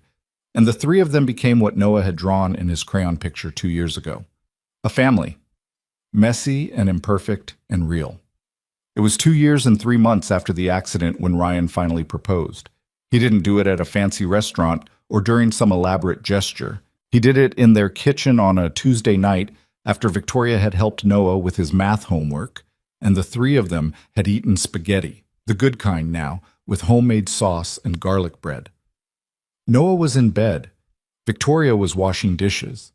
And Ryan realized that this moment right here was the most important moment of his life. "Marry me," he said. Victoria turned around, hands still wet. "What?" "Marry me. Not because it makes sense or because we should, but because I love you, because Noah loves you, because you're already part of this family, and I want to make it official." "Ryan, I know I'm not rich. I know I'm just a maintenance technician who works on cars in his spare time. I know you could do better, but I promise you this. I will show up every single day. I will love you on the good days and the hard days. I will be the partner you deserve and the father Noah needs. And I will never, ever take for granted that you chose us." Victoria set down the dish towel and crossed the kitchen. "You think you're just a maintenance technician?" "Ryan, you saved my life. You protected me when I had nothing. You showed me what family actually means. You taught me that money doesn't buy the things that matter." She put her hands on either side of his face. "You're not just anything, you're everything." "Is that a yes?" "That's a yes." They got married 6 months later in their backyard with 50 people who actually mattered. No media, no corporate executives who didn't know them. Just family and friends, and Noah standing between them as the ring bearer, beaming like he'd planned this all along. Mrs. Chen cried through the whole ceremony. Marcus gave a toast about how Ryan was the stubbornest person he'd ever met, and that's why this marriage would last forever. And Noah gave a speech he'd written himself about how he used to wish for a mom, and now he had Victoria, who was even better than wishing because she was real. It should have been perfect, and it almost was. But life doesn't do perfect. It does real. 3 years into the marriage, Victoria's company faced another scandal, this time from a competitor trying to discredit her by bringing up the previous fraud. It took 6 months of legal battles and PR nightmares to clear her name again. Ryan stood beside her through all of it, reminding her that they'd survived worse. 4 years in, Ryan's garage workshop business took off enough that he quit the hospital and went full-time into restoration work. It was terrifying and exhilarating, and some months they barely broke even. But Victoria never once suggested he give it up and go back to the stable paycheck. She believed in what he was building. 5 years in, Noah got into the engineering program at his high school and told them he wanted to design cars someday, electric ones that were better for the environment. Victoria started researching which universities had the best programs, already planning scholarships and opportunities. Ryan just felt proud. And through it all, the scandals and the struggles and the daily work of being a family, they stayed. Because that was the promise they'd made, to show up, to be there, to choose each other, even when it was hard. Now, Ryan stands in the parking garage where it all started. 8 years have passed since that snowy night when he pulled an unconscious woman from a wrecked Mercedes. The garage has been renovated since then. New lighting, better security, but Ryan can still see the marks on the concrete where the car burned. He's here for a ceremony. Victoria's company is donating $10 million to build a new wing at Chicago Grace Hospital dedicated to emergency services. They're naming it the Ryan Mercer Emergency Wing, despite his protests that he's just a janitor, former janitor, who did what anyone would have done. But Victoria insisted. Said the wing represented what happens when ordinary people do extraordinary things. When someone chooses to help instead of looking away. When kindness becomes the foundation for everything that follows. Noah is beside him, 16 now, tall and lanky, and so much like his mother it sometimes makes Ryan's chest hurt. Victoria is on his other side, silver starting to show in her dark hair, laugh lines around her eyes from 8 years of actually smiling. The hospital CEO is giving a speech about heroism and second chances. Marcus is in the crowd with his family, grinning like this is the best day of his life. Mrs. Chen is there too, older but still watching over Noah like he's her own grandson. When it's Ryan's turn to speak, he keeps it short. 8 years ago I made a choice. I pulled someone out of a burning car because it was the right thing to do. I didn't know who she was, didn't know it would change my entire life. I just knew someone needed help, and I was there to give it. He looks at Victoria, at Noah, at the family they built from nothing. I learned something that night that I want everyone here to remember. We spend so much time worried about what we don't have that we forget to use what we do have. I didn't have money, didn't have connections. Didn't have anything except the choice to help or walk away. And that choice, that one moment of choosing to care, built everything that came after. So whatever you're facing today, whatever feels impossible, remember that small choices matter. Showing up matters. Caring about people matters. Everything else is just noise. The applause is polite but genuine. Ryan steps back and Victoria takes his hand. After the ceremony, they drive home together. The Blue House has been expanded now. Noah has his own space. Victoria has an office. Ryan has a proper workshop. The yard has those dinosaur-shaped bushes Noah wanted when he was 9, now overgrown and ridiculous looking, but none of them have the heart to remove them. That night, after Noah disappears into his room to video chat with friends, Ryan and Victoria sit on the back porch like they did that first night in the house. You know what I was thinking about today? Victoria says. That night in the parking garage. How scared I was. How certain I was going to die. And then you appeared. I was just doing my job. Your job was maintenance, not rescue. You chose to help. Yeah, I did. Why? Victoria asks. You've never really told me. Why did you risk yourself for a stranger? Ryan thinks about it, about Noah's question years ago. If you could help somebody but it was really hard, would you still do it? Because someone needed to, Ryan says finally. And I was there. That's all heroism ever is. Being in the right place and choosing not to look away. And now? Now I'm still here, still choosing not to look away, every single day. Victoria leans her head on his shoulder. I'm glad you didn't. Me too. They sit in comfortable silence, watching the yard where they've built their life. It's not perfect. It's never been perfect. There are weeds that need pulling and paint that needs touching up, and a fence section that's been leaning for 2 months that Ryan keeps meaning to fix. But it's theirs, every imperfect piece of it, and that's what Ryan has learned in 8 years of building this family. Perfection is a lie. It's a magazine cover that doesn't exist in real life. Real life is messy. It's waking up at 3 a.m. when your kid has a nightmare. It's fighting about whose turn it is to do dishes. It's watching your partner struggle with work stress and not being able to fix it, only stand beside them while they figure it out. Real life is choosing someone every day, not just on the good days. On the days when they're difficult and you're tired and it would be easier to walk away. Those are the days that matter. Those are the days that build something lasting. Ryan didn't save Victoria that night in the parking garage. Not really. They saved each other. And they've been saving each other every day since. That's what family is. That's what love is. Not the grand gestures or the perfect moments. It's the showing up, the staying, the choosing each other when everything else falls apart. Ryan Mercer used to be a man who was just surviving, just making it through, just trying not to lose everything that mattered. Now he's a man who's living, who's building, who's found out that having nothing to lose and something to fight for are two sides of the same coin. And that's the thing about stories like this. They don't end with happily ever after. They end with, and then they kept going. Because that's what real people do. They keep going. They keep showing up. They keep choosing each other. And somehow, impossibly, that's enough.